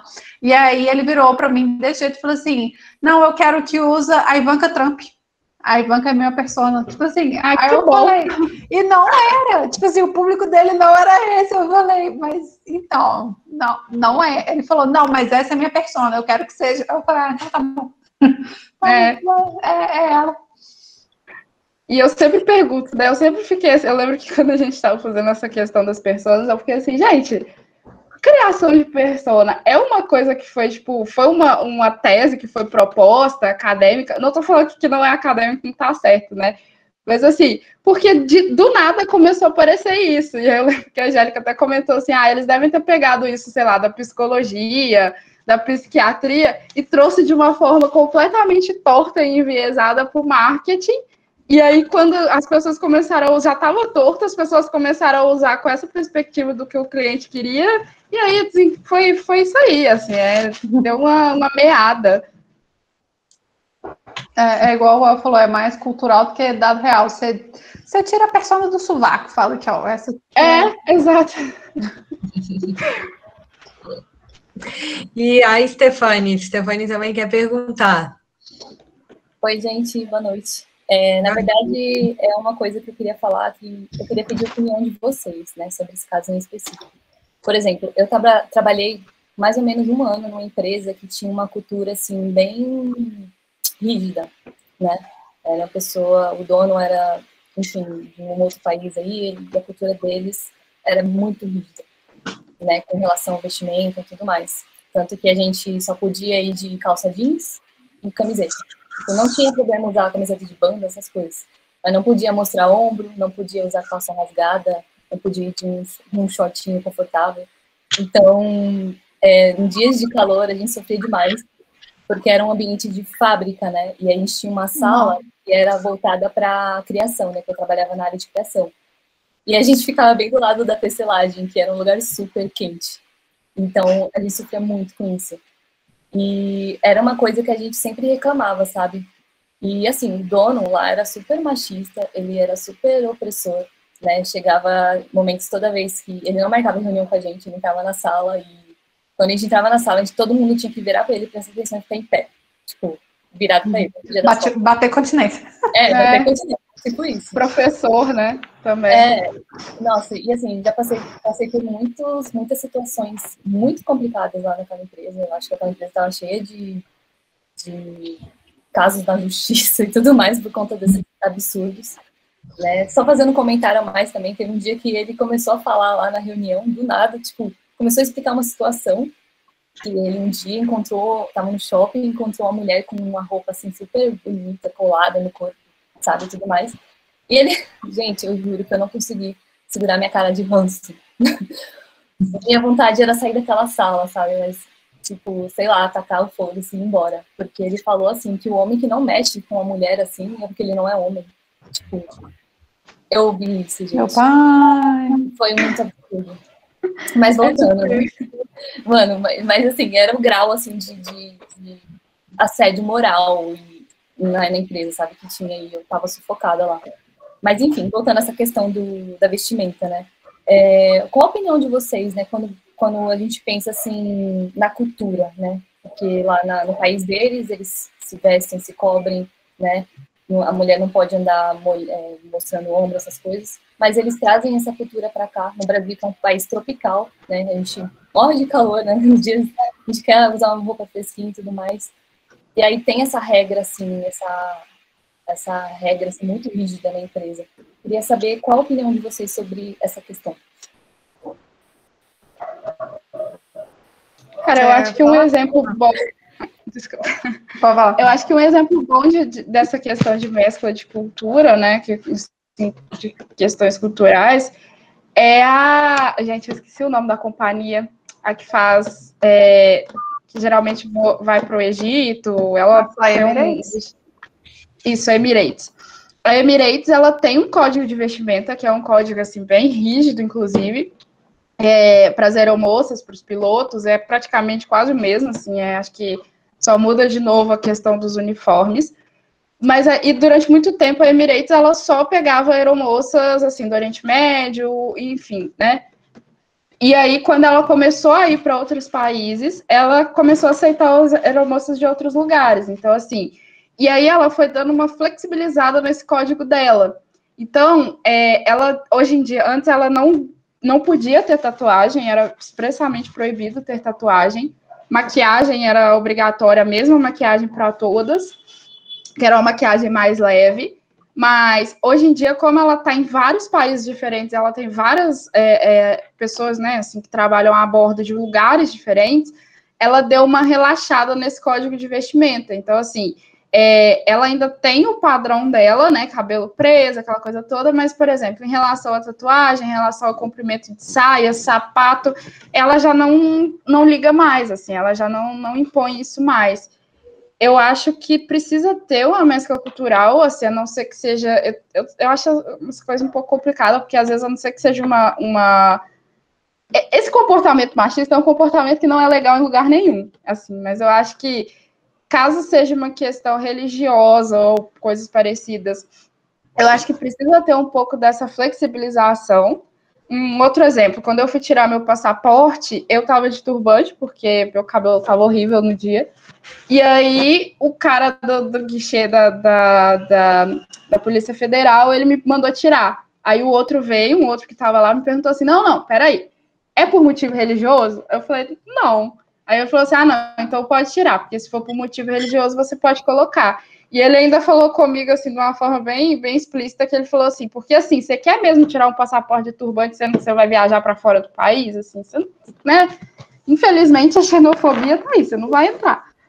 E aí... Então, assim, tem essas flexibilizações, eu acho que precisa ter essa conversa, esse intercâmbio cultural. E você usar a cultura para propagar, às vezes, um comportamento escroto desse de mexer com mulher, gente, cultura nenhuma aceita mexer com mulher, não. Você pode ter a cultura que fala lá que a mulher não pode mostrar o dedinho do pé, beleza, mas isso não significa que você deve mexer com ela.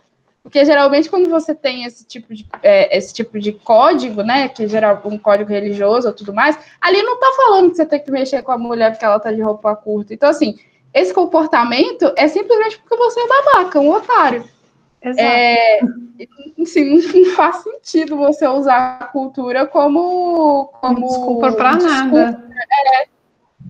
E até porque, gente, lá nos Emirados elas usam burca e ainda assim os homens estupram as mulheres que usam burca, sabe? É uma desculpa ridícula, não faz sentido nenhum. E igual você falou, a partir do momento que a pessoa ela é de outra cultura, outra religião, outro país, decidiu vir morar aqui, querendo ou não, ela vai precisar se adequar à cultura daqui. Ele não pode simplesmente querer chegar e falar, não, essa é a minha religião, todos aqui obedeçam a minha religião, e é da mesma forma, tem que ser recíproca, da mesma forma que ele espera que as pessoas respeitem a religião dele, ele tem que esperar que né, ele respeite dos outros. E eu entendo que cada religião tem um código de vestimenta diferente, tem umas religiões que não pode cortar o cabelo, não pode usar, tem que usar saia longa, respeito total, da mesma maneira que eu espero que aquela mulher, aquele homem respeite o meu jeito de vestir.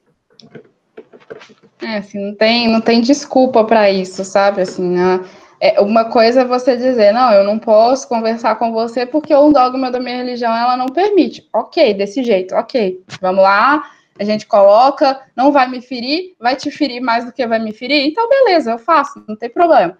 Agora, você usar isso, essa desculpa cultural, para você mexer com mulher na rua, me mostra aí, então, qual cultura que é que aceita fazer isso, sabe? Que parte do seu livro sagrado tá escrito isso aqui? Cadê? Cadê? Tá certo, meninas, nossa. Tem uma lista de reclamações sobre aquele lugar, mas acho que assim, foi muito sufocante estar ali. Nossa. Depois a gente marca a terapia conjunta. Quando tudo isso passar, a gente marca uma terapia no bar. Isso aí. Nada como uma cervejinha.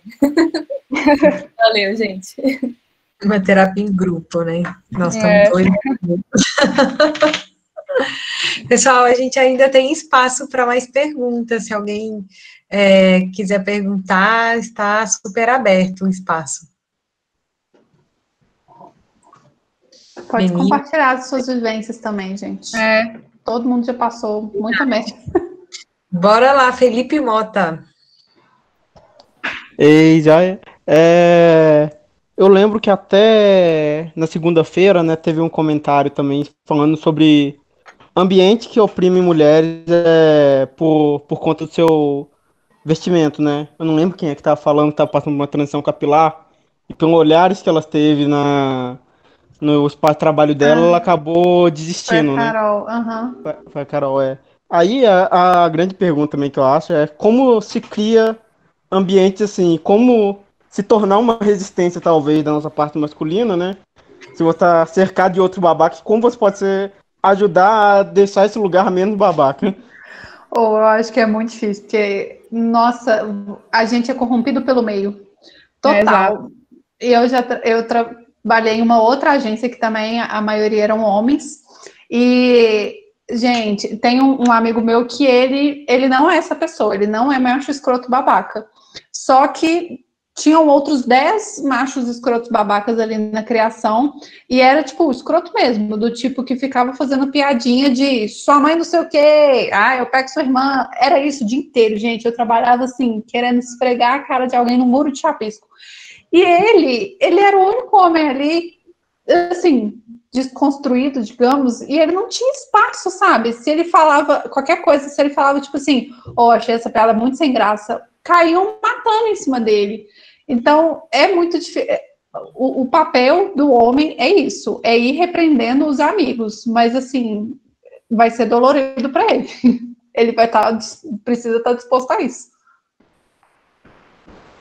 Assim, tem toda aquela questão de que tem uma proteção ali também, né? Assim, não quero dizer que é todos, às vezes a pessoa faz isso inconsciente, mas existe sim uma proteção, assim, às vezes a pessoa fica com medo dela repreender o outro, porque vai que eu erro também, aí vão me repreender, eu não vou curtir muito, mas tem sim esse papel de chamar a atenção, eu acho que isso é uma forma, mais do que, assim, tem que ser assim, porque a gente precisa de aliado, não quer dizer que a gente precisa de alguém para tomar protagonismo, eu acho que protagonismo é uma palavra até muito forte, mas assim, a gente precisa de alguém para ser aliado, não para falar pela gente, a gente consegue fazer isso muito bem, mas a gente precisa desse outro reforço e assim, perder esse medo e essa proteção, assim, porque o que eu vejo muito é que, infelizmente, essa é a criação, e é uma criação machista de que homem protege homem, independente do que você seja. Não, poxa, ele é um excelente amigo, tudo bem, ele é um excelente amigo, mas ele é um babaca. Existe então, uma irmandade entre os homens real, de um proteger o outro e passar pano, tipo assim, é muito aquilo, o cara é totalmente desconstruído da porta para fora de casa, mas se mexe com o núcleo de amigos dele, não, mas ele é um cara pinta, não, ele não fez isso não. Ele é um cara pinta, exatamente, ele é um cara pinta. Não, ele não fez isso e tudo mais, e ao contrário da gente, a gente sempre foi criado para se rivalizar. E aí, isso acontece, assim, o tempo inteiro a gente se rivaliza no trabalho, em outras... Quantas vezes, né, assim, as pessoas podem puxar aí da memória, quantas vezes não ouviu alguém falando assim, não, porque a fulana quer tomar o meu marido. O seu marido está em cima da fulana. Se a fulana quisesse tomar o seu marido, ela já tinha feito, porque quem está fazendo isso é ele, sabe? Então, assim... E existe essa irmandade de que se você chega para um cara e fala assim, cara, eu tô achando estranho porque o marido da fulana tá dando em cima de ciclana. Ele vai falar que não, que é a ciclana que tá dando em cima do marido. Então, assim, existe essa proteção. E eu acho que essa bolha de proteção, ela precisa ser quebrada. E também, de novo, gente, não é para levar para o lado pessoal. Todo mundo tem os seus preconceitos, todo mundo tem os seus demônios, todo mundo... A gente é criado nessa sociedade, não tem como você ficar 100% livre disso. E não é porque alguém está te chamando a atenção que significa que você é a pior pessoa do mundo. Você vai ser a pior pessoa do mundo se você continuar desse jeito, mas assim, se você não sabe, se as pessoas estão te dando um toque e você muda, tudo bem, não tem problema isso, sabe? Não é pessoal. O que você tem que fazer é correr atrás e descobrir o que você está errando ali, porque a gente carrega uma bagagem de vivências, assim, de pai, de escola, de trabalho, de tudo, e tudo isso vai minando pensamentos muito machistas, muito sexistas, e a gente vai crescendo achando que aquilo é ok. E por exemplo, essa coisa da irmandade. Eu não tô grávida, tá, gente? Mas eu tô vivendo muito um período de nenéns, porque, assim, várias amigas engravidaram, minha melhor amiga engravidou e teve filho recente, e eu fui muito presente a gravidez inteira. Eu li artigos científicos sobre gravidez para poder estar perto disso dela. E é muito normalizado o homem não ter papel nenhum, sabe? Tipo, é normalizado ainda defender que ele não tenha papel nenhum, porque não faz parte dele. Um cunhado dessa minha amiga, ele comprou uma bicicleta, porque todo dia ele chegava do trabalho, e aí ao invés de chegar do trabalho e cuidar do filhinho recém-nascido, ele estava muito cansado, aí ele comprou uma bicicleta para chegar do trabalho e sair para pedalar. E assim, não, gente, a família normalizando, falando, não, tá certo, ele tá cansado. Eu falei, quê? É um processo de desconstrução muito, muito doído e muito demorado. É um passo a passo que a gente precisa... É duro, né? E a gente precisa conquistando pouco a pouco, assim. Eu acho que é muito bacana, assim, ver essa geração mais nova, assim, do que a minha, vir a força que vocês têm para construir, para carregar isso, assim, é muito bacana de se ver isso. Então, muito legal vocês construírem isso também. Acho que é um legado que eu quero estar viva para ver a mudança que a gente vai promover. Isso é sensacional. O Felipe, desculpa. Não, só falei que eu também espero. Pois é. De verdade. Eu ia perguntar se o Felipe ainda tinha uma pergunta, mas acho que não. Pessoal, mais alguém? Vamos perguntar, vamos aproveitar esse bate-papo tão bacana aí com a Gabi e com a Thaís. Fiquem à vontade para perguntar. Oi, pessoal, boa noite, tudo bem?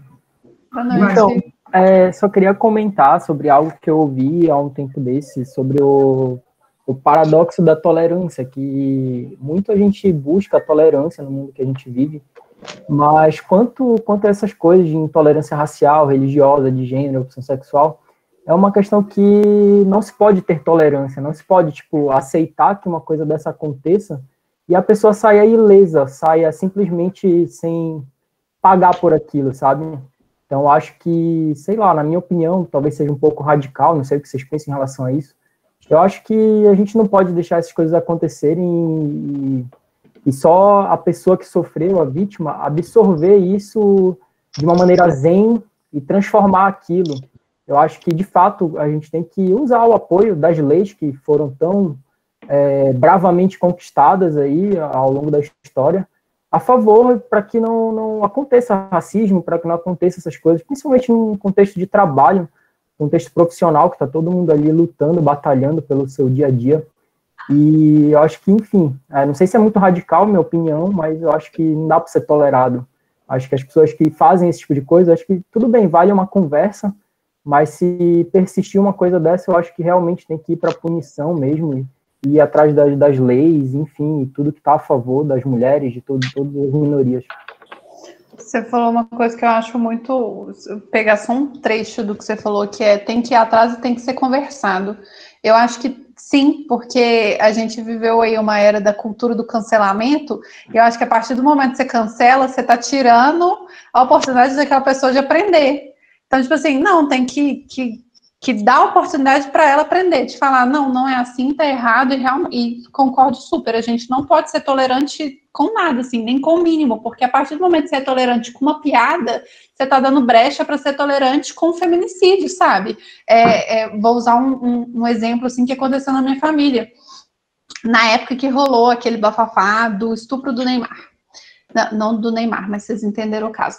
E aí, eu tava numa mesa, assim, com meus tios e tal, e aí esse assunto veio à tona. Um tio meu, ele virou para mim não, né, para todo mundo, e fez a seguinte piada: o problema é que o Neymar não tinha o telefone do macarrão, e todo mundo riu.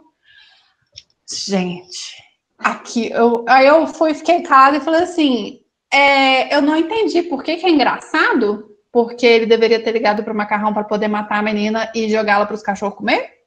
Aí criou-se aquele climão na mesa. E é isso que a gente tem que fazer, a gente tem que ser intolerante com piada, a gente tem que ser intolerante com o mínimo, porque se a partir do momento que você é tolerante com esse tipo de piada que ele fez, você está sendo tolerante com normalizar feminicídio.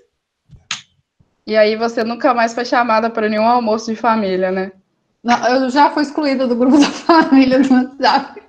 Então, de climão, né? No jantar. Não, mas essa questão do cancelamento, só pegando esse gancho, eu também acho que você não tem que ter tolerância com essas coisas. Eu acho que eu ainda sou um pouquinho mais radical do que isso. Eu acho que existem pessoas que você tem que dar a oportunidade delas aprenderem, e existem outras pessoas que eu acho que não, já foi demais, né? Mas uma vez eu conversei isso até com o Felipe também, que está aí na sala, e ele me trouxe essa luz, assim, que as pessoas, elas vão para o cancelamento porque elas não têm, a lei, ela não está ajudando. Então, assim, você só parte para cancelar aquela artista que foi transfóbica porque não existe uma lei, mas a lei não está do lado da pessoa que sofre, das pessoas trans, assim. Você só parte para o cancelamento porque você quer, de alguma forma, que aquela pessoa sofra punição pelo aquilo que ela falou. E se depender do sistema judiciário como um todo, ela não está sofrendo isso, sabe? Então, o cancelamento, ele acaba sendo uma resposta para a falta que o sistema judiciário faz em relação a essas coisas. Então, não é que a pessoa ela quer ter o poder na mão dela, não é que ela quer ser o juiz, é porque ela está precisando ser o juiz, porque o juiz nunca vai pegar esse caso, sabe? Ele está correndo atrás do cara ali que foi pego com um pouquinho de orégano e a polícia falou que ele estava traficando maconha, sabe? É isso que o sistema judiciário está correndo atrás. Ele não vai ficar correndo atrás porque uma cantora foi transfóbica. Porque a partir do momento que essas pessoas começarem a ser responsabilizadas na nossa esfera judicial, a gente, enquanto cidadão, a gente não vai achar que a gente precisa ser o juiz dread, sabe? Ficar apontando o dedo e condenando. Total, ele está mais preocupado com o cara que tinha pinho-sol na mochila. Exato. Mari Ramos, Mariane. Oi, pessoal. Não é só um ponto também que eu acho que a gente tem que considerar, porque nós todos fomos criados em um contexto bem machista, pelo menos eu acho que a maioria, né? Igual você falou no jantar de família, então dá-se a entender que a família ainda tem um conceito, e a gente foi criado nesse conceito um pouco machista. E não só machista, né, de desigualdade e tal. E às vezes a gente faz uso de alguns termos, e a gente chegou num processo de maturidade agora, e a gente está vivendo esse momento de desconstrução até para tentar nos corrigir de alguns conceitos que a gente foi criado que eram errados. E aí chega em algum momento que às vezes você usa um termo, alguma coisa que hoje a gente sabe que é errado, e aconteceu isso comigo recente, eu usei um termo com uma amiga minha, e ela teve muita empatia em me falar que estava errado aquilo, que tinha um preconceito naquilo. E eu falei, olha, eu nem sabia o porquê que eu usava esse conceito, nunca procurei saber, mas na hora que ela explicou, eu entendi. Então, acho que também vale a empatia, porque eu acho que todo mundo está passando por esse momento de desconstrução. Então, acho que tem a questão de intolerância, da gente não deixar que aquilo se repita, mas acho que tem a empatia também, porque acho que está todo mundo no mesmo nível ali, todo mundo tentando acabar com desconstruir essas culturas, esses hábitos, todo esse conceito que a gente foi criado que está errado. Eu vou dar um exemplo muito bobo, mas pegando isso que você falou, Mari, de desconstruir termos que a gente usa porque estão normalizados. Tomara que caia.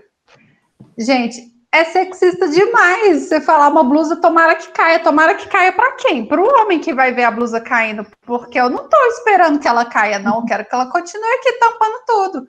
Então, o que a gente precisa começar a parar, começar a falar? Blusa sem alça.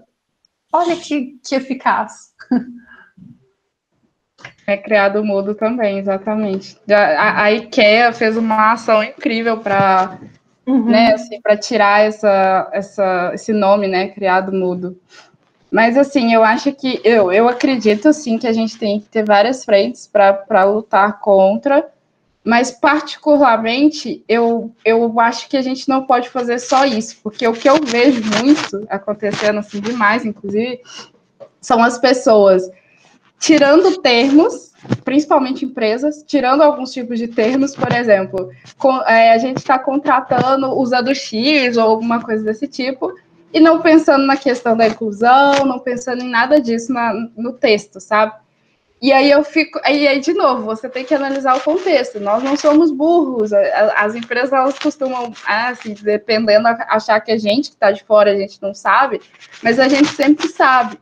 Então, assim, nós não somos burros. Então, assim, se você está usando o pronome neutro de uma forma completamente esquisita no seu texto, e aí eu vejo lá no coisa da empresa que não tem uma pessoa trans trabalhando lá, a primeira coisa que eu vou pensar é: você está fazendo isso de marketing. É mais fácil para você abraçar e consertar um texto do que você consertar o que está dentro da empresa, sabe? Então, assim, eu acho que sim, existem várias frentes de batalha, mas eu fico com a pulga atrás da orelha quando eu vejo que tem algumas pessoas que só estão olhando essa parte. Ai, você tá falando denegrir, ai, que não sei o que tem. E aí, quando você vai ver, a pessoa tá, tipo... ela não está tentando fazer absolutamente nada contra a luta racial, assim, para ajudar nas questões raciais. Ela só simplesmente está sendo chata. Ela só está simplesmente querendo ter razão. Então, assim, é meio esquisito a gente ter esse tipo de pensamento, do tipo assim, se eu fizer uma coisinha já tá bom, já estou fazendo a minha parte, sabe? São várias frentes de luta. Você não precisa estar como protagonista em todas, mas, poxa, você realmente acha que para consertar toda a transfobia que tem dentro da sua empresa, é só você usar o pronome neutro? Mas é muito mais fácil, né, a gente fazer uma comunicação que é para fora do Sim. que reestruturar tudo. Sim, sim. A gente tem espaço para mais uma pergunta. Jefferson, pode perguntar? Não? Tirou uma vontade, Jefferson. Oi, desculpa. Na verdade, eu tinha um depoimento para dar, não uma pergunta. A Gabi falou do assunto de família. Aconteceu recentemente no grupo WhatsApp da minha família, em função do Dia das Mulheres, né? Um tio meu colocou lá uma foto de um carro com a roda arranhada e embaixo assim: olá, meninas, feliz Dia das Mulheres. E eu fiquei possesso de raiva com aquilo, né? E aí eu falei assim, cara, por que essa transgressão, assim? Por que essa brincadeira de mau gosto, sendo que é um tema tão sério, né? E aí os primos, não sei o que, ficou aquele bafafá, aquela confusão toda. Eu falei assim, galera, o objetivo aqui não é polemizar, não, é só entender o seguinte: foi uma brincadeira de mau gosto, na minha opinião. Eu tô aqui para colocar a minha opinião. Então, assim, respeito nunca de menos, sabe? Assim, a minha mãe é uma excelente motorista. Minha esposa é uma excelente motorista. A roda do meu carro tá arranhada e a roda do carro dela não tá. Então, nem por isso eu vou brincar com isso. Então, assim, é só um desabafo mesmo, porque realmente eu acho que as pessoas têm que entender que, se fosse com elas, dependendo do tom, independente do que for, as pessoas iam se sentir incomodadas, né? Então é muito mais fácil você brincar do que você efetivamente se colocar no lugar de outra pessoa, né? Então eu acho que era esse desabafo que eu queria fazer aqui com vocês e me revoltei, assim. Realmente eu acho que as pessoas precisam ter um pouco mais de bom senso, não precisa de tanto para aparecer, assim, sabe? Tem outra coisa que aconteceu também, essa é uma experiência que eu tive, que a gente estava conversando sobre cadeiras gamers, né? Eu não sei, eu estava conversando com alguém sobre cadeira gamer, e aquela cadeira, né, toda ergométrica e tudo mais. E aí eu falei assim, porque a cadeira gamer, ela é igual cadeirinha de neném, né? Ela tem a mesma estrutura de uma cadeirinha de carro de neném.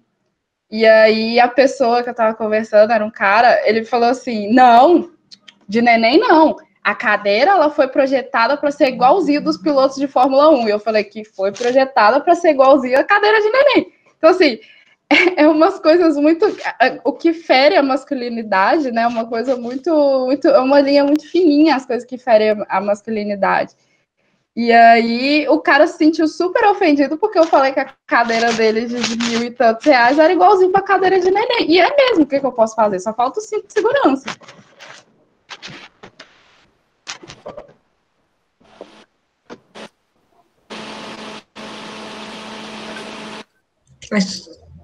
Gabi, acho que a Gabi tinha caído, voltou aí, né, Gabi?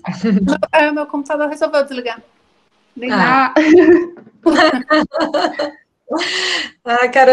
Carolina e Stephanie. Oi, gente, boa noite. Aqui é a Jusa, eu tô com Carol. Enfim, é só um negócio também que eu vi esses dias na internet, no Dia Internacional da Mulher, que foi um cara que eu sigo no Instagram, tipo, postou sobre uma publicação do Dia Internacional da Mulher e, tipo, era dizendo assim, se você usa essas luvas de academia para proteger a mão, sabe, não machucar, não criar calo, e você é homem, você também merece o Feliz Dia Internacional da Mulher. Quando eu vi isso, eu falei, é o quê? Tipo, e outra era aquele que, tipo, eu não vou saber o nome do aparelho, mas é aquele que você coloca nas costas e faz agachamento. É um ferro que tem uma almofadinha, né, para você apoiar.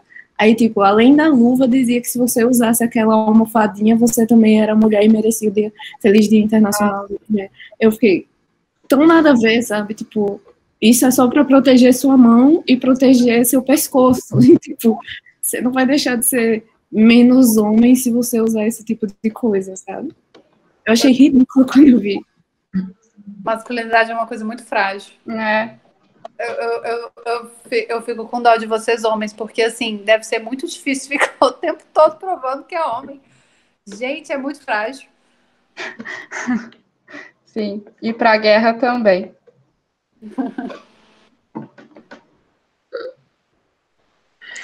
É difícil. Todos têm seus desafios, né? Assim, os homens, as mulheres também.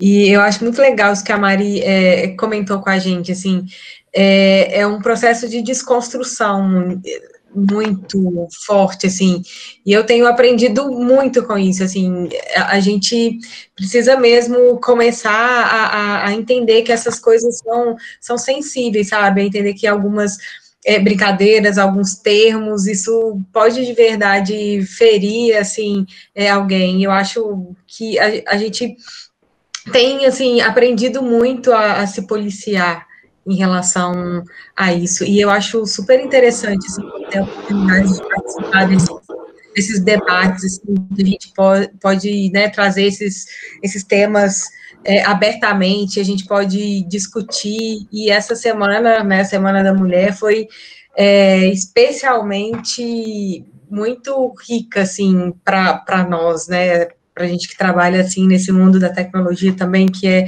um mundo predominantemente masculino, então foi muito bacana ter participado disso tudo, espero que todos tenham gostado. A gente hoje agradece muito a participação aí da Gabi e da Thaís, que trouxeram, assim, para a gente esse momento riquíssimo, né, de muita cultura, e que vocês, pessoal, continuem tendo esses temas, esses momentos maravilhosos, assim, para a gente compartilhar mais conhecimento, compartilhar mais boas práticas. E muito obrigado pela participação de todos vocês também, que estão aqui trocando experiências e dedicando aí, né, um pouco do tempo de vocês para alguns temas que são super relevantes. Obrigada, pessoal.